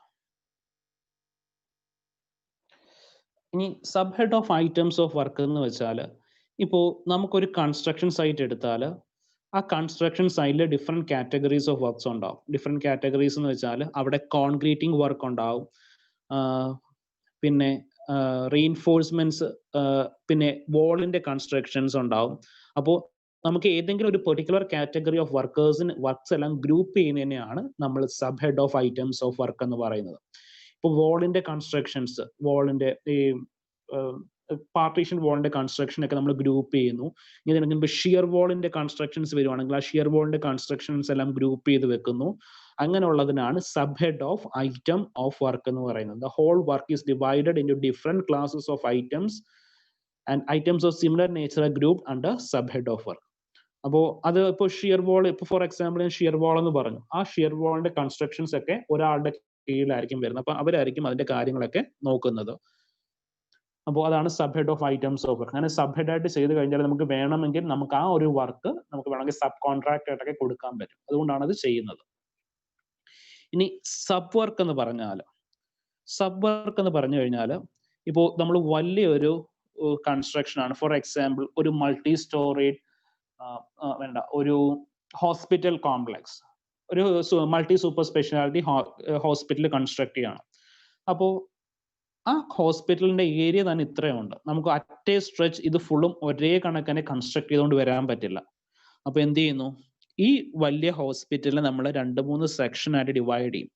Usually നമ്മൾ first, second, third, 4 അങ്ങനെ 4 സെക്ഷനായിട്ട് divide ചെയ്യാൻ പറ്റുവാണെങ്കിൽ 4 സെഷനായിട്ട് divide ചെയ്യും. എന്നിട്ട് നമ്മൾ എന്ത് ചെയ്യും, ഈ ഫസ്റ്റ് സെഷനും സെക്കൻഡ് സെഷനും തേർഡ് സെഷനും ഫോർത്ത് സെഷനും ഇത് 4 സെഷനും ഒരേ സമയത്ത് തന്നെ 4 പേരുടെ അണ്ടറിൽ ആ വർക്ക് പ്രോഗ്രസ് ചെയ്യും.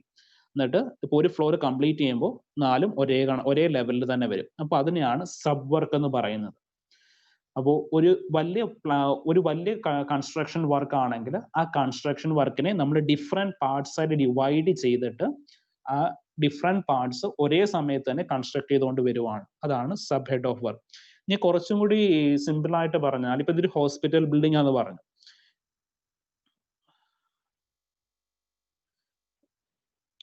ഹോസ്പിറ്റൽ ബിൽഡിംഗ്, ഇപ്പൊ ഈ ഹോസ്പിറ്റൽ വേണ്ട, കോളേജ് ബിൽഡിംഗ് എടുക്കുന്നതായിരിക്കും എളുപ്പം. കോളേജ് ബിൽഡിംഗ്, അപ്പോൾ ഒരു എഞ്ചിനീയറിംഗ് കോളേജ് ആണെങ്കിൽ നമുക്ക് അവിടെ ഡിഫറെന്റ് ഡിപ്പാർട്ട്മെന്റ്സ് ഉണ്ടാവും. അപ്പോൾ ഈ ഒരു ബിൽഡിങ്ങിനകത്ത് ഈ ഒരു പോർഷൻ ചിലപ്പോൾ സിവിൽ ഡിപ്പാർട്ട്മെന്റ് ആയിരിക്കും, ഇവിടെ നമുക്ക് മെക്കാനിക്കൽ ഡിപ്പാർട്ട്മെന്റ് ആയിരിക്കും, ഇവിടെ ഇലക്ട്രിക്കൽ ഡിപ്പാർട്ട്മെന്റ്, ഇലക്ട്രോണിക്സ് ഡിപ്പാർട്ട്മെന്റ്. അപ്പോൾ ഇതെല്ലാം ഒരൊറ്റ ബിൽഡിങ്ങിനകത്ത് തന്നെ വരുന്നത്. അപ്പോൾ സിവിൽ ഡിപ്പാർട്ട്മെന്റ് വർക്ക് നമ്മൾ എ എന്ന് പറഞ്ഞ ഒരു സൂപ്പർവൈസറിനെ ഏൽപ്പിക്കുന്നു, മെക്കാനിക്കൽ ഡിപ്പാർട്ട്മെന്റിന്റെ വർക്ക് ബി എന്ന് പറയുന്ന സൂപ്പർവൈസറിനെ ഏൽപ്പിക്കുന്നു, പിന്നെ ഇലക്ട്രിക്കലിൻ്റെ സി എന്ന് പറഞ്ഞൊരു സൂപ്പർവൈസറിനെയും ഇലക്ട്രോണിക്സ് ഡി എന്ന് പറഞ്ഞൊരു സൂപ്പർവൈസറിനെയും ഏൽപ്പിക്കുന്നു. അപ്പോൾ ആ 4 പേരായിരിക്കും ആ വർക്ക് പ്രോഗ്രസ് ചെയ്തുകൊണ്ട് വരുന്നത്. അതിനെയാണ് സബ് വർക്ക് എന്ന് പറയുന്നത്. അല്ലാതെ ഒരാളെ കൊണ്ട് ഫുള്ള് കൺസ്ട്രക്ഷൻ അറ്റ് എ ടൈമിൽ ചെയ്യാൻ പറ്റില്ല. ഇനി നെക്സ്റ്റ് പറയുന്നതാണ് ബിൽഡിംഗ് കോസ്റ്റ് ഇൻഡെക്സ്. അപ്പോൾ ബിൽഡിംഗ് കോസ്റ്റ് ഇൻഡെക്സ് എന്ന് പറഞ്ഞത് ഒരു റേഷ്യോ ആണ്. ഇത് എന്താണെന്ന് നോക്കാം. It indicates the increase or decrease of the cost above the cost at a certain base year and is expressed by percentage rise or fall. The cost index depends mainly on cost of material, labor, transport, etc. ഇപ്പോൾ for example ഇപ്പോൾ ഈ December മന്തിലെ labour charge, ഇപ്പൊ 2020 ഡിസംബറിലെ labour charge നമ്മൾ 2019 ഡിസംബറിലെ labour ചാർജുമായിട്ട് compare ചെയ്യുവാണ്. അപ്പോൾ compare ചെയ്ത് ഒരു പെർസെൻറ്റേജിലേക്ക് കൊണ്ടുവരുവാണ്. അതിനെയാണ് നമ്മൾ ബിൽഡിംഗ് കോസ്റ്റ് ഇൻഡെക്സ് എന്ന് പറയുന്നത്. അപ്പോൾ ഒന്നുകിൽ ലേബർ ചാർജ് ആയിരിക്കാം, അല്ലെങ്കിൽ മെറ്റീരിയലിന്റെ കോസ്റ്റ് ആയിരിക്കാം, അല്ലെങ്കിൽ ട്രാൻസ്പോർട്ടേഷൻ കോസ്റ്റ് ആയിരിക്കാം. അപ്പോൾ നമ്മൾ ഏതെങ്കിലും ഒരു പെർട്ടിക്കുലർ മന്തുമായിട്ട് ഈ പ്രസന്റിനെ കമ്പയർ ചെയ്യുക, അല്ലെങ്കിൽ ഏതെങ്കിലും രണ്ട് സമയങ്ങളെ തമ്മിൽ കമ്പയർ ചെയ്ത് ഒരു റേഷ്യോ എടുക്കുന്നതാണ് ബിൽഡിംഗ് കോസ്റ്റ് ഇൻഡെക്സ് എന്ന് പറയുന്നത്. അപ്പോൾ ചില സമയത്ത് എന്തായിരിക്കും, അത് ഇൻക്രീസ് ചെയ്യാം, ചില സമയത്ത് അത് ഡിക്രീസ് ചെയ്യാം. Increase or decrease in the cost above the cost at a certain base year and is expressed by percentage rise or fall. So ഇനി നമുക്കൊരു ബിൽഡിങ്ങിന് നമുക്ക് 3 ഡിഫറെന്റ് ടൈപ്സ് ഓഫ് സാങ്ഷൻസ് വേണം. അപ്പോൾ 3 സാങ്ഷൻ എന്ന് പറഞ്ഞാൽ, first one administrative sanction, second one expenditure sanction and third one technical sanction. അപ്പോൾ ഒരു structure അല്ലെങ്കിൽ ഒരു ബിൽഡിംഗ് കൺസ്ട്രക്ഷന് വേണ്ടിയിട്ട് നമുക്ക് 3 ടൈപ്പ് സാങ്ഷൻസ് ആണ് വേണ്ടത്. അത് നമ്മൾ ഫസ്റ്റ് പറയുന്നത് അഡ്മിനിസ്ട്രേറ്റീവ് സാങ്ഷൻ. അപ്പോൾ അഡ്മിനിസ്ട്രേറ്റീവ് സാങ്ഷൻ എന്ന് വെച്ചാൽ, ഇപ്പോൾ നമ്മളൊരു വീട് വെക്കുവാണ്. ആ വീട് വെക്കുമ്പോൾ അതിന്റെ ഓണർ ആരാണ്? നമ്മളാണ് അതിന്റെ ഓണർ. അപ്പോൾ അതിന്റെ നമ്മുടെ ഒരു അപ്രൂവൽ, അതാണ് അഡ്മിനിസ്ട്രേറ്റീവ് സാങ്ഷൻ. അപ്പോൾ ഇവിടെ ഫോർമലായിട്ട് പറയുകയാണെങ്കിൽ acceptance by the department concern. ഇപ്പോൾ നമ്മളൊരു കോളേജ് കൺസ്ട്രക്ട് ചെയ്യാൻ പോവാണ്. അപ്പോൾ ആ കോളേജ് കൺസ്ട്രക്ട് ചെയ്യാനായിട്ട് കോളേജിന്റെ മാനേജ്മെന്റ് കൊടുക്കുന്ന അപ്രൂവൽ ആണ് അഡ്മിനിസ്ട്രേറ്റീവ് സാങ്ഷൻ എന്ന് പറയുന്നത്. ഇനി next one expenditure sanction or financial sanction. അപ്പൊ expenditure sanction or financial sanction എന്ന് പറഞ്ഞാൽ, ഇപ്പോൾ ഞാൻ നേരത്തെ പറഞ്ഞു നമ്മളൊരു കോളേജിന്റെ കൺസ്ട്രക്ഷന് പോവുകയാണ്. അപ്പോൾ അവിടുത്തെ പ്രിൻസിപ്പലൊക്കെ എന്ത് ചെയ്തു, മാനേജ്മെന്റിന്റെ മുമ്പിൽ സബ്മിറ്റ് ചെയ്തു, നമുക്ക് ഒരു ബ്ലോക്കും കൂടി വേണം. ഇപ്പോൾ ഒരു പുതിയ ബ്രാഞ്ച് വരുവാണ്, കമ്പ്യൂട്ടർ സയൻസിന് ഒരു പുതിയ ബ്രാഞ്ച് വരുവാണ്. അപ്പോൾ നമുക്ക് ഇപ്പോൾ ഉള്ള ബിൽഡിങ്ങിനകത്ത് അത് അക്സെപ്റ്റ് ചെയ്യാൻ പറ്റുന്നില്ല. അപ്പോൾ നമുക്ക് പുതിയൊരു ബിൽഡിംഗ് കൺസ്ട്രക്ട് ചെയ്യണം. പുതിയ ബിൽഡിംഗ് കൺസ്ട്രക്ട് ചെയ്യാനായിട്ട് നമ്മൾ മാനേജ്മെന്റിനെ അപ്രോച്ച് ചെയ്യുന്നു, മാനേജ്മെന്റ് അതിന് അപ്രൂവൽ കൊടുക്കുന്നു. അതാണ് അഡ്മിനിസ്ട്രേറ്റീവ് സാങ്ഷൻ. ഇനി അഡ്മിനിസ്ട്രേറ്റീവ് സാങ്ഷൻ ചെയ്താൽ പോരാ, ഇതിനെന്ത് വേണം? ഫണ്ട് വേണം. അപ്പോൾ അത് കൊടുക്കുന്നതാണ് expenditure sanction or financial sanction. അപ്പോൾ ഫണ്ട് അലോക്കേറ്റ് ചെയ്യുന്നത് എന്തായിരിക്കും? മാനേജ്മെന്റിൽ തന്നെയുള്ള ഏതെങ്കിലും ഒരു പെർട്ടിക്കുലർ വിങ് ആയിരിക്കും. അപ്പോൾ അതാണ് വരുന്ന expenditure sanction or financial sanction, allotment of fund for a specific work in accordance with finance department. ഈ തേർഡ് പറയുന്നതാണ് ടെക്നിക്കൽ സാങ്ഷൻ. ടെക്നിക്കൽ സാങ്ഷൻ ആണ് നമുക്ക് വേണ്ടത്. ഒരു ബിൽഡിംഗ് കൺസ്ട്രക്ട് ചെയ്യാൻ വേണ്ട ഏറ്റവും പ്രൈം ഇമ്പോർട്ടൻ്റ് ആയിട്ടുള്ള സാങ്ഷൻ ആണ് ടെക്നിക്കൽ സാങ്ഷൻ.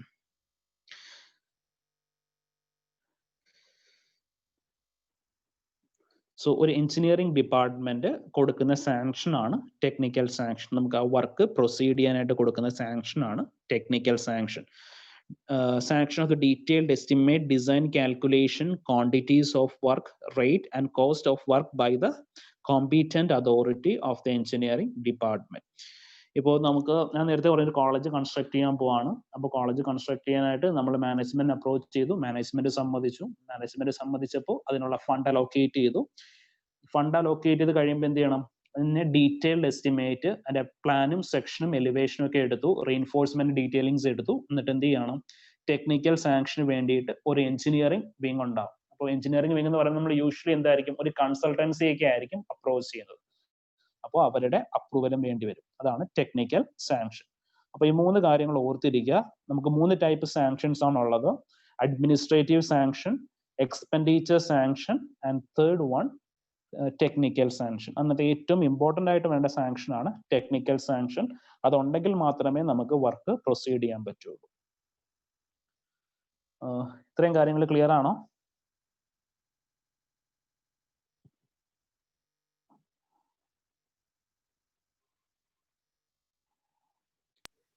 ക്ലിയർ ആണ് സർ. കുറച്ച് പ്രീവിയസ് ക്വസ്റ്റ്യൻസ് നോക്കിയാലോ? എന്നിട്ട് അനാലിസിസ് ഓഫ് റേറ്റ്സ് എടുത്താൽ മതിയോ? അത് അനാലിസിസ് ഓഫ് റേറ്റ്സ് എടുത്തിട്ട് പ്രീവിയസ് ക്വസ്റ്റ്യൻസ് നോക്കിയാൽ മതിയോ? എങ്ങനെയാ വേണ്ടേ?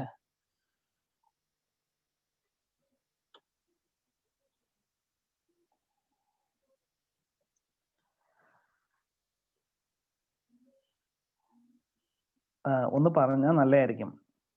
അനാലിസിസ് ഓഫ് റേറ്റ്സ് എടുത്തിട്ട് പ്രീവിയസ് ക്വസ്റ്റ്യൻസ് നോക്കണോ, അല്ലെങ്കിൽ പ്രീവിയസ് ക്വസ്റ്റ്യൻസ് കഴിഞ്ഞിട്ട് അനാലിസിസ് ഓഫ് റേറ്റ്സ് എടുത്താൽ മതിയോ? പ്രീവിയസ് ക്വസ്റ്റ്യൻസ് ലാസ്റ്റ് നോക്കാം sir. Okay. Analysis of rates.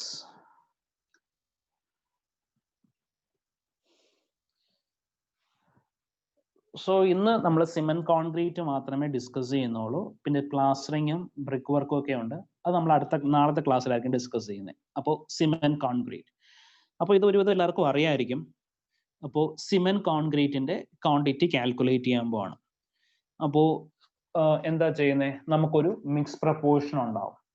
അപ്പോൾ യൂഷ്വലി നമ്മൾ RCC സ്ട്രക്ചറിന് കൊടുക്കുന്ന മിക്സ് പ്രപ്പോർഷൻ എന്താണ്? ഏത് ഗ്രേഡ് ഓഫ് കോൺക്രീറ്റ് ആണ് കൊടുക്കുന്നത്? യൂഷ്വലി റീഇൻഫോഴ്സ് സിമന്റ് കോൺക്രീറ്റിനകത്ത് കൊടുക്കുന്ന ഗ്രേഡ് ഏതായിരിക്കും? M20 ഗ്രേഡ് ആയിരിക്കും പ്രൊവൈഡ് ചെയ്യുന്നത്. ഇനി ആ M20 ഗ്രേഡിൽ നമുക്ക് 1 m³ കോൺക്രീറ്റ് ആണ് വേണ്ടത്. 1 m³ കോൺക്രീറ്റ് കിട്ടാനായിട്ട് നമ്മൾ എത്ര കിലോഗ്രാം അല്ലെങ്കിൽ എത്ര കിലോഗ്രാം അല്ലെങ്കിൽ എത്ര ടൺ സിമെന്റ്, എത്ര m³ ഫൈൻ അഗ്രിഗേറ്റ്, എത്ര m³ കോഴ്സ് അഗ്രിഗേറ്റ്, ഇത് നമ്മൾ കാൽക്കുലേറ്റ് ചെയ്യാണ് അനാലിസിസ് ഓഫ് റേറ്റ്സിൽ. അപ്പോൾ നമുക്കറിയാം, ഇപ്പോൾ സിമെന്റും ഫൈൻ അഗ്രിഗേറ്റും കോഴ്സ് അഗ്രിഗേറ്റും വാട്ടറുമായിട്ട് മിക്സ് ചെയ്ത് കഴിയുമ്പോൾ നമുക്കവിടെ ഒരു റിഡക്ഷൻ ഇൻ വോളിയം ഉണ്ടാകും. There will be a reduction in volume of finished concrete when the dry ingredients are mixed together. അപ്പോൾ നമ്മൾ എക്സാക്ട് പ്രപ്പോർഷൻ എടുത്തു കഴിഞ്ഞ് വാട്ടറുമായിട്ട് മിക്സ് ചെയ്ത് കഴിയുമ്പോൾ നമുക്കൊരു അതിൻ്റെ വോളിയം റിഡക്ഷൻ ഉണ്ടാവും. അപ്പോൾ അതുകൊണ്ട് നമുക്ക് ഡ്രൈ ഇൻഗ്രീഡിയൻസിൻ്റെ 50 to 55% എക്സ്ട്രാ നമ്മൾ എടുക്കണം. അപ്പോൾ 50 to 55% എക്സ്ട്രാ മെറ്റീരിയൽസ് നമ്മൾ എടുക്കണം കോൺക്രീറ്റ് പ്രിപ്പയർ ചെയ്യാനായിട്ട്. ഇപ്പോൾ കറക്റ്റ് എക്സാക്ട് വാല്യൂ ഇട്ട് ചെയ്ത് കഴിഞ്ഞാൽ നമുക്ക് ഫുൾ കോൺക്രീറ്റ് ചെയ്യാനുള്ള കോൺക്രീറ്റ് ഉണ്ടാകത്തില്ല. അതുകൊണ്ട് കോൺക്രീറ്റ് ചെയ്യുമ്പോൾ ഒരു 50 to 55% എക്സ്ട്രാ എടുക്കണം. അപ്പോൾ നമ്മൾ യൂഷ്വലി എടുക്കുന്നത് 52% ആണ്. അപ്പോൾ നമ്മൾ ചിലർ പഠിപ്പിക്കുമ്പോൾ അത് 54% എടുക്കാനായിട്ടാണ് പറയുന്നത്. അപ്പോൾ നമുക്ക് എങ്ങനെ എടുത്താലും ഓപ്ഷനകത്ത് നമുക്ക് ആ വാല്യൂ കിട്ടും. അപ്പോൾ ഞാൻ ഇവിടെ ചെയ്യുന്നത് 52% എക്സ്ട്രാ എടുക്കാനാണ് പറഞ്ഞത്. അപ്പോൾ 50 to 55% എക്സ്ട്രാ ആണ് നമ്മൾ യൂഷ്വലി പ്രിഫർ ചെയ്യുന്നത്. 50 to 55%. ഇപ്പോൾ ഷെഡ്യൂൾ ഓഫ് റേറ്റ്സ് ഒക്കെ അനുസരിച്ച് നമ്മൾ 50 to 55% എക്സ്ട്രാ എടുത്താൽ മാത്രമേ നമുക്ക് റിക്വയർഡ് ക്വാണ്ടിറ്റി ഓഫ് കോൺക്രീറ്റ് കിട്ടത്തുള്ളൂ. അപ്പോൾ നിങ്ങൾ അതിൻ്റെ ഇടയ്ക്കുള്ള ഏതൊരു വാല്യൂ ഇട്ട് ചെയ്ത് കഴിഞ്ഞാലും നമുക്ക് ഓപ്ഷൻസിലുള്ള ആൻസർ കിട്ടും. അതുകൊണ്ട് അത് പേടിക്കണ്ട. അപ്പോൾ ഫോർ 10 m³ ഡ്രൈ ഇൻഗ്രീഡിയൻറ്റ് നമുക്ക് എടുക്കേണ്ടത് 15.2 m³ ആണ് എക്സ്ട്രാ എടുക്കേണ്ടത്. Therefore, for 1 m³, 1.52 m³ of dry ingredients ആണ് എടുക്കേണ്ടത്. അപ്പോൾ 1 m³ കോൺക്രീറ്റ് ചെയ്യാനായിട്ട് നമുക്ക് 1.52 m³ കോൺക്രീറ്റ് പ്രിപ്പയർ ചെയ്താൽ മാത്രമേ നമുക്ക് 1 m³ കോൺക്രീറ്റ് ചെയ്യാൻ പറ്റുള്ളൂ. സോ ഞാൻ പ്രോബ്ലം ആയിട്ട് പറയാം. അപ്പോൾ അത് ക്ലിയർ ആവും. മനസ്സിലായിട്ടില്ലെങ്കിൽ അത് ക്ലിയർ ആയിക്കോളും. അപ്പോൾ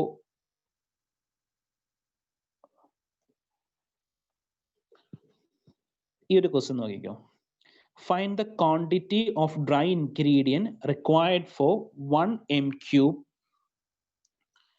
m³ M7.5 ഗ്രേഡ് കോൺക്രീറ്റ്.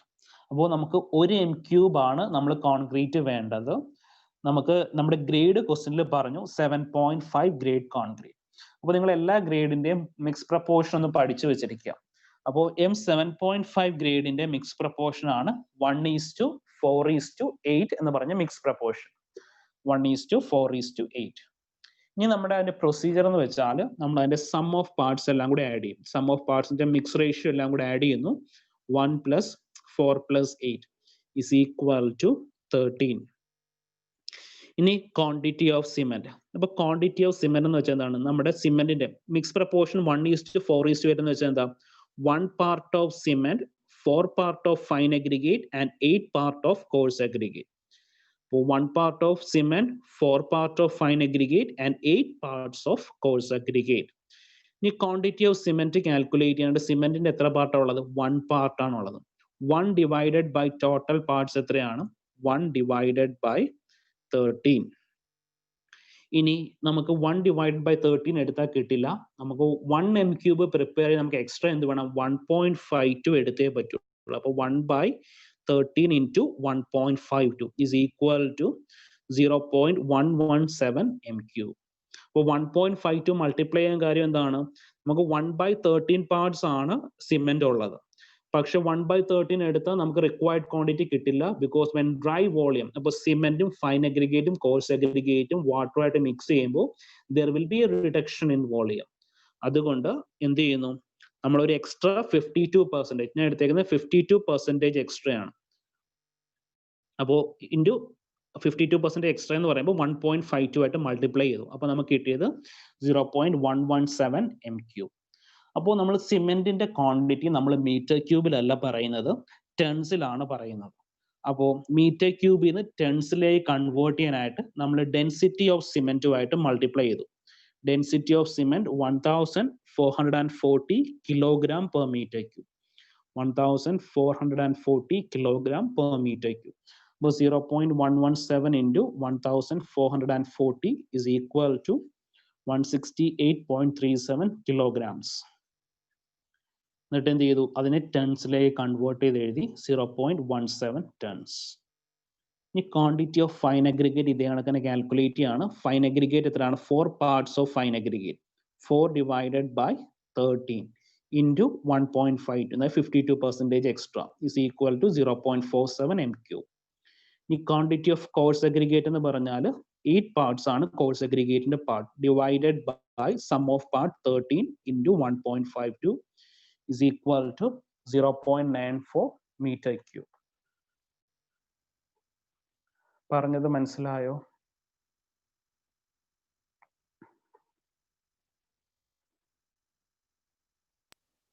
മനസ്സിലായി സർ.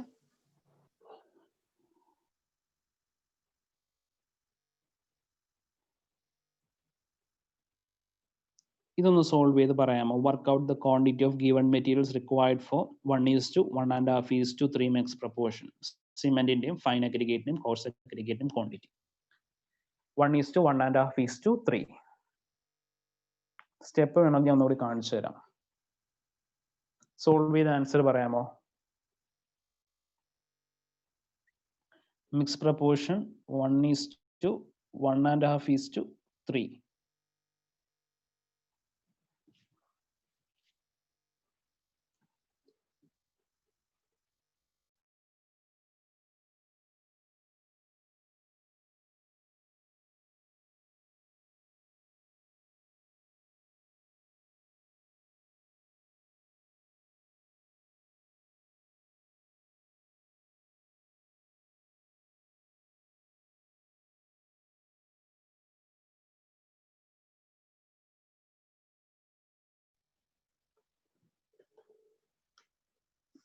ആൻസർ കിട്ടിയാണെങ്കിൽ ആൻസർ പറയണം. ചെയ്യാൻ പറ്റുന്നില്ലെങ്കിൽ അതും പറയണം. ചെയ്യാവോ എല്ലാവർക്കും? 1:1.5:3 സിമെന്റ് ഫൈൻ അഗ്രിഗേറ്റ് കോഴ്സ് അഗ്രിഗേറ്റിന്റെ മിക്സ് പ്രപ്പോർഷൻ.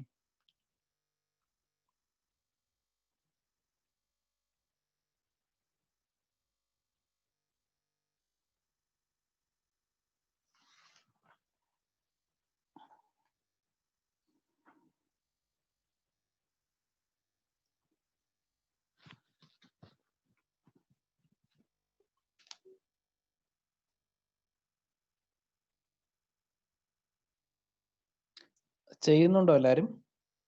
എന്തെങ്കിലും ഒന്ന് പറഞ്ഞാൽ നല്ലതായിരിക്കും, അല്ലെങ്കിൽ ഒന്ന് കമന്റ് ചെയ്താൽ നല്ലതായിരിക്കും.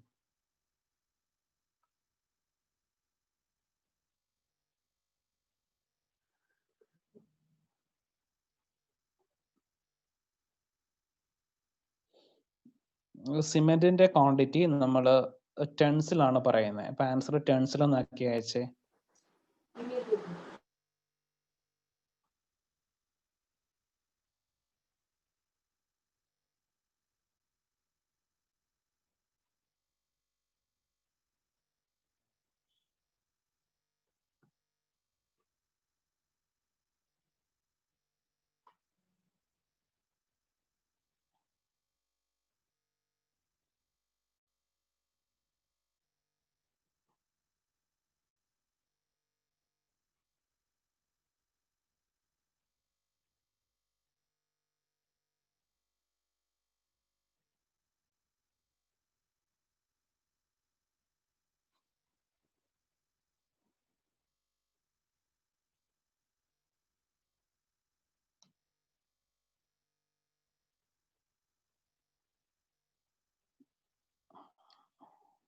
Okay.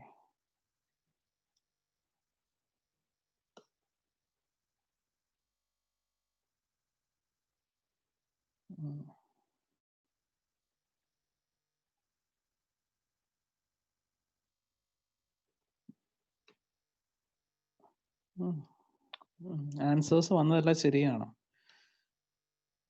അതിന്റെ സൊല്യൂഷൻ ഞാൻ കാണിച്ചു തരാം.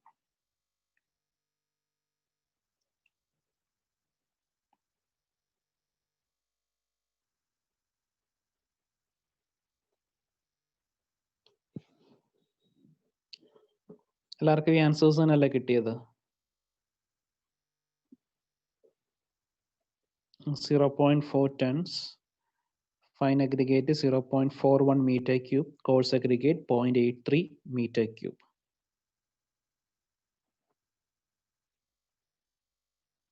ഈ ആൻസേഴ്സ് അല്ല എല്ലാവരും കിട്ടിയത്? മെസ്സേജ് അയച്ചവർക്കെല്ലാം ഈ സെയിം ആൻസേഴ്സ് ആയിരുന്നു.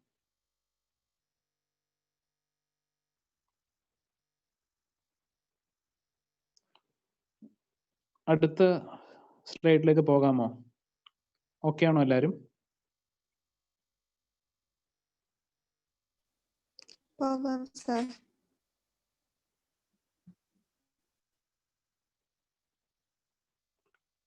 ഇതിന്റെ ആൻസർ ഒന്ന് പറയാമോ? 1 cubic meter of cement concrete 1:2:4 is to be mixed by volume. Number of cement bags required approximately will be.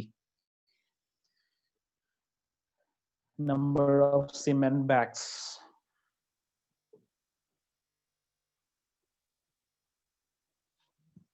Six bags approximately. 6 bags of cement. So sum of parts ചെയ്യുമ്പോൾ 7. Quantity of cement എന്ന് പറയുമ്പോൾ 1/7 into 1.5 to 0.217 meter cube. അതിനെ ഇതിലേക്ക് convert ചെയ്തു. കിലോഗ്രാമിലേക്ക് convert ചെയ്തു. അപ്പോൾ ഒരു bag of cement എന്ന് പറഞ്ഞാൽ 50 kg ആണ്, 6.25 കിട്ടും. അപ്പോൾ ഓപ്ഷനിൽ നമുക്ക് 6 ഉള്ളൂ, 7 ഒന്നും ഇല്ലല്ലോ ഓപ്ഷനിൽ. 7 എടുക്കാനും പറ്റില്ല. നമുക്ക് ഓപ്ഷനിൽ 6 കഴിഞ്ഞാൽ പിന്നെ 8 ഉള്ളൂ. 8 എന്തായാലും വരത്തില്ല. So opt for 6.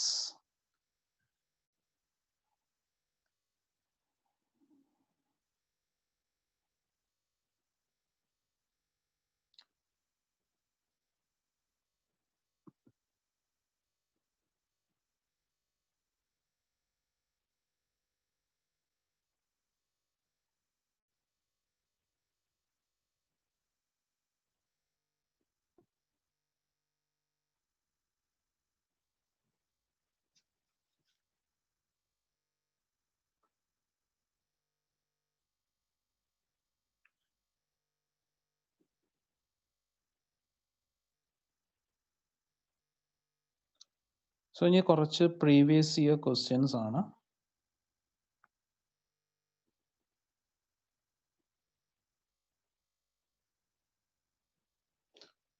ഇന്നലെ എത്ര നമ്പർ വരെ ചെയ്തു എന്ന് ഓർക്കുന്നുണ്ടോ?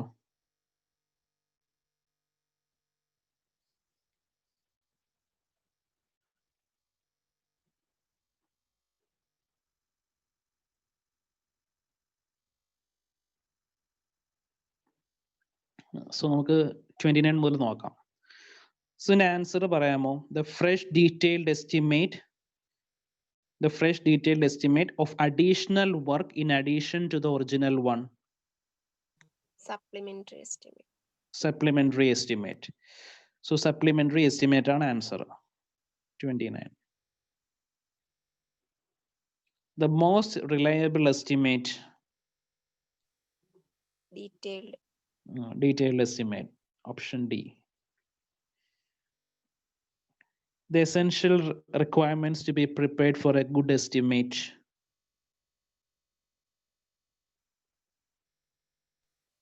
Answer. All of the above. നമുക്കെല്ലാം വേണം.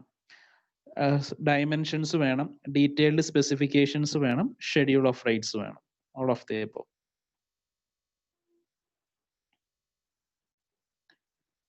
So ഇതിന്റെ answer, cost of a building by plinth area method is plinth area multiplied by Plinth area rate. Plinth area rate. അപ്പോൾ ക്യൂബ് റേറ്റും റേറ്റും ഒക്കെ കൊടുത്തിട്ടുണ്ട്. Plinth area rate.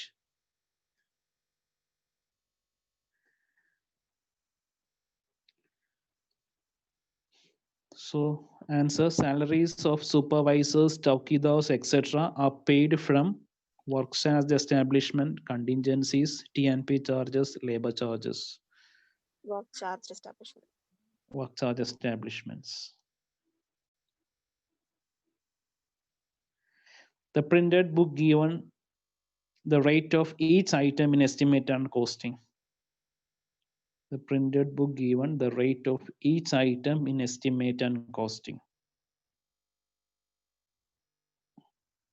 Schedule of rate book. Schedule of rate book.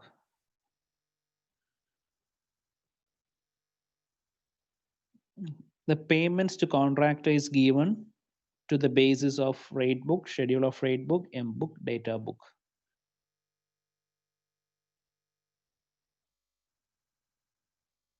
Payment to the contractor is given to the basis of rate book, schedule of rate book, M book, and data book.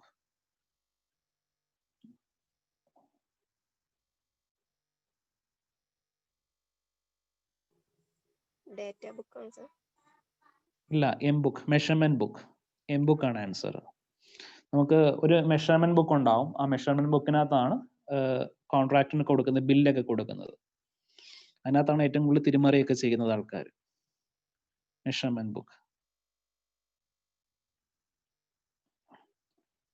ഇതൊക്കെ നിങ്ങൾക്ക് അറിയാവുന്ന question ആയിരിക്കും. Usable area excluding stair case, lift walls etcetera are called. Usable area excluding staircase, lift walls, etc. Carpet area. Carpet area. Carpet area.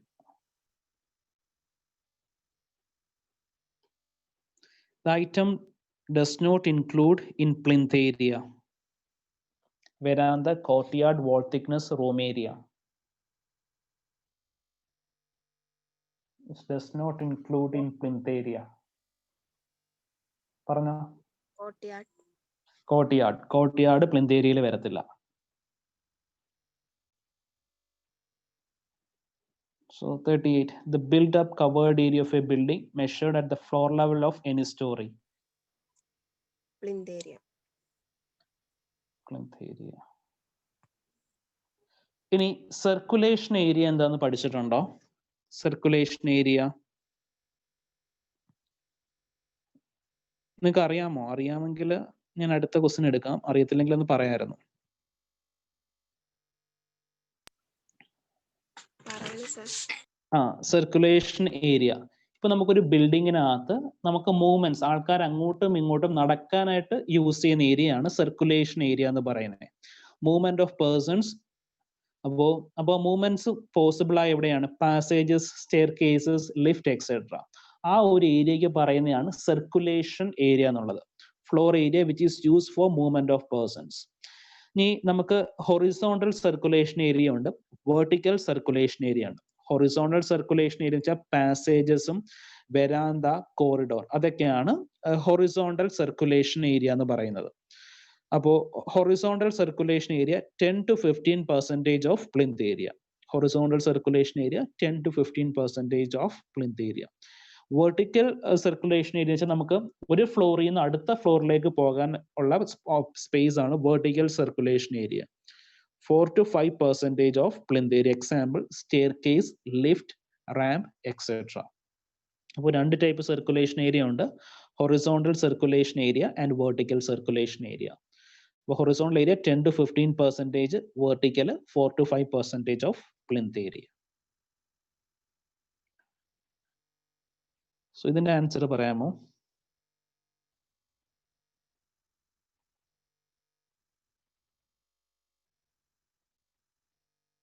The useful part of a livable area of a building is known as?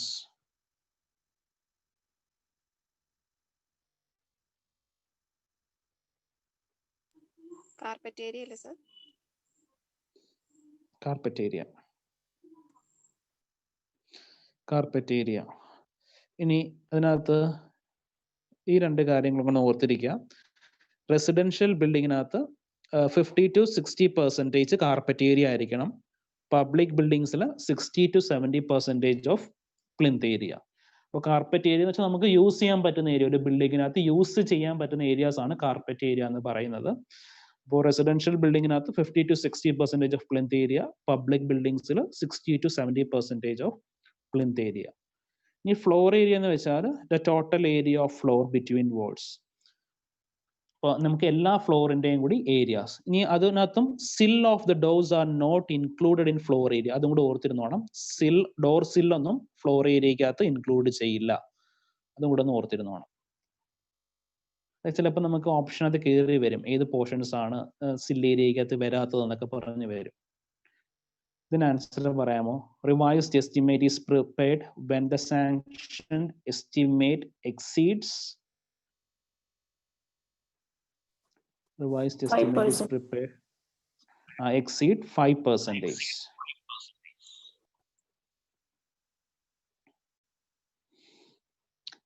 Then answer, unit of excavation up to 30 centimeter depth. നമുക്ക് 30 centimeter excavation ഉള്ളൂ. ഏത് unit എടുക്കും?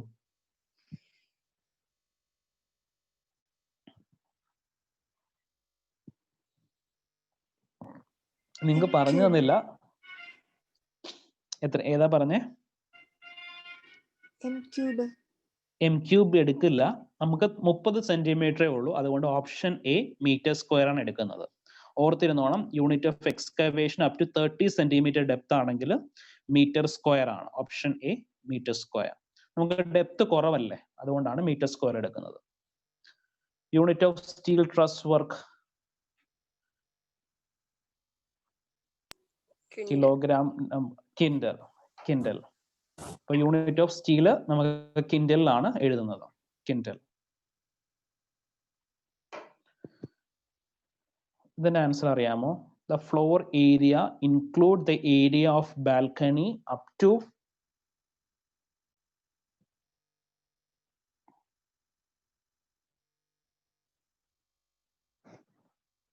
answer 10% ആണ് sir. 10% അല്ല. വേറെ answers എന്തെങ്കിലും ഉണ്ടോ? 50%. 50%. Option C ആണ് 50%.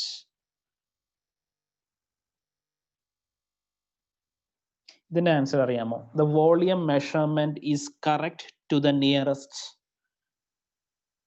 Volume measurement is correct to the nearest.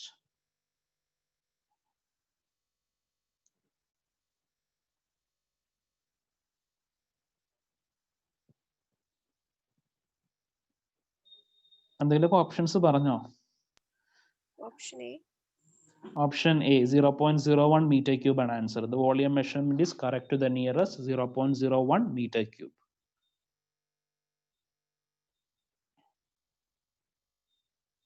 ഇതിന് ആൻസർ പറയാമോ? Brick work is not measured in meter cube in case of.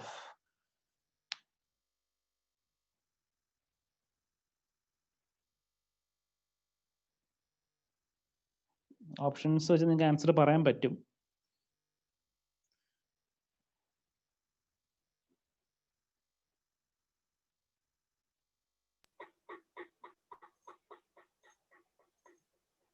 Half brick ആണ്. ഹാഫ് ബ്രിക്ക് ആണ്. ഹാഫ് ബ്രിക്ക് നമുക്ക് മീറ്റർ ക്യൂബിലല്ല എടുക്കുന്നത്. Half brick. Weight of an item is measured correct to the nearest. Weight of an item is correct to the nearest.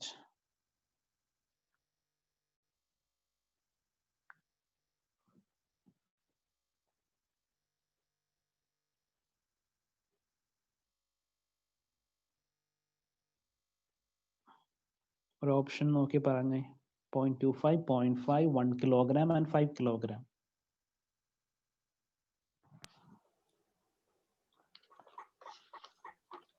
Point 0.5 അല്ല 1 kilogram ആണ്. Correct to the nearest 1 kilogram.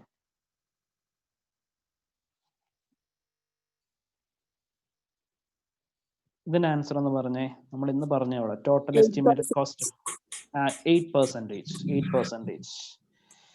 So ഇത്രയും questions ആണ് ഇന്നുള്ളത്. ഇന്നലെ എത്ര questions പറഞ്ഞെന്ന് ഓർക്കുന്നുണ്ടോ? ഞാൻ അത് ചെയ്ത് വെച്ച ഫുൾ ക്വസ്റ്റ്യൻസ് കാണിച്ചില്ലായിരുന്നു എന്ന് എനിക്ക് തോന്നുന്നു.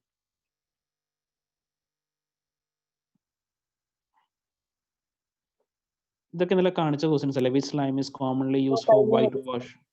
Okay, fat lime.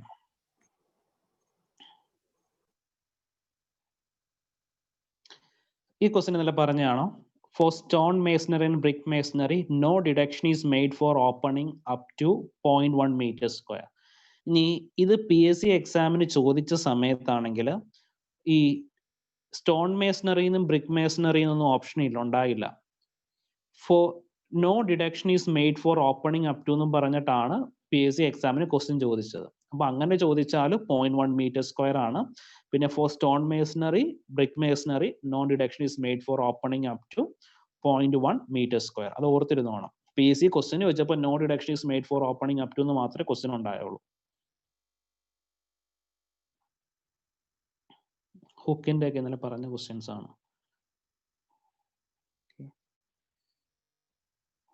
ഇതൊന്നും വാല്യുവേഷൻ എടുത്തിട്ടില്ല.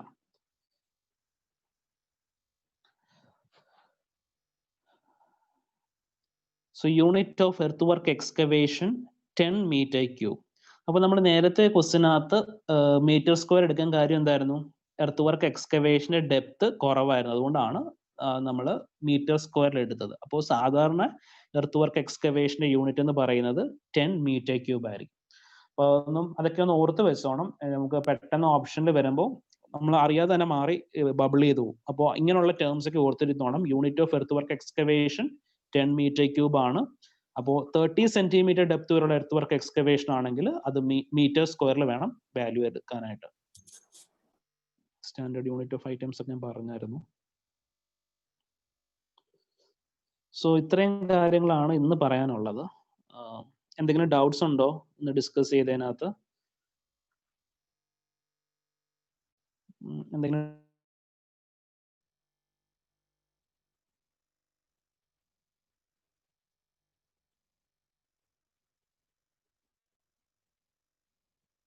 ഹലോ, നമുക്കല്ലെങ്കിൽ ഇന്നത്തെ ക്ലാസ് വൈൻഡ് അപ്പ് ചെയ്യാം.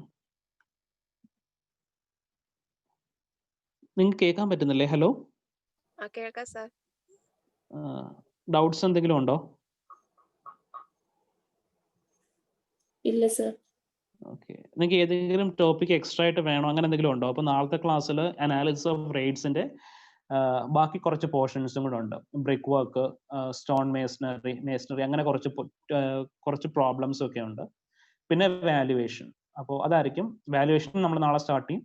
ഡേ ആഫ്റ്റർ ടുമോറോ അത് കംപ്ലീറ്റ് ചെയ്യും. അങ്ങനെയാണ് പ്ലാൻ ചെയ്തിരിക്കുന്നത്. വേറെ എന്തെങ്കിലും എക്സ്ട്രാ എന്തെങ്കിലും വേണമെങ്കിൽ പറഞ്ഞാൽ മതി.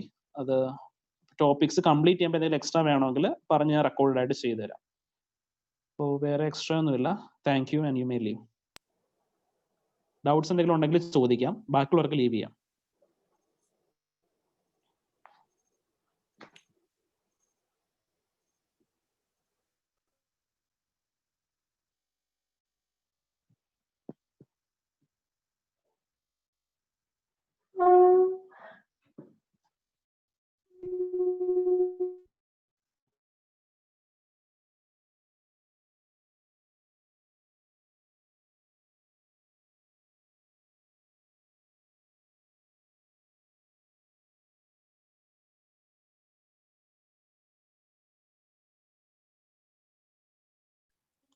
സാർ ഡൗട്ട് ചോദിച്ചോട്ടെ?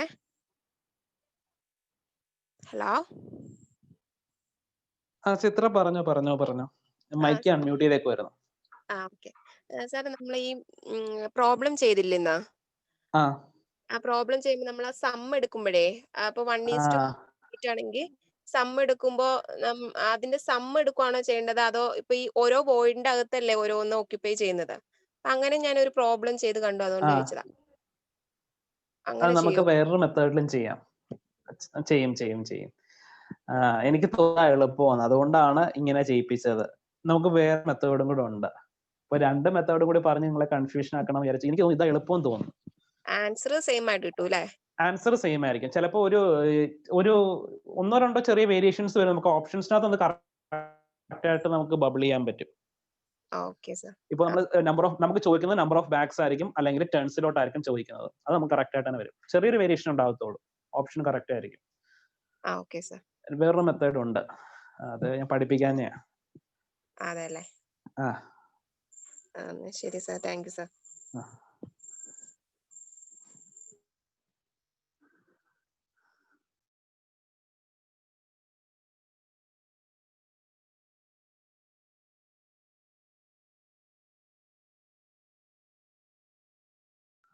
ഹലോ സാദിഖ്. ഹലോ.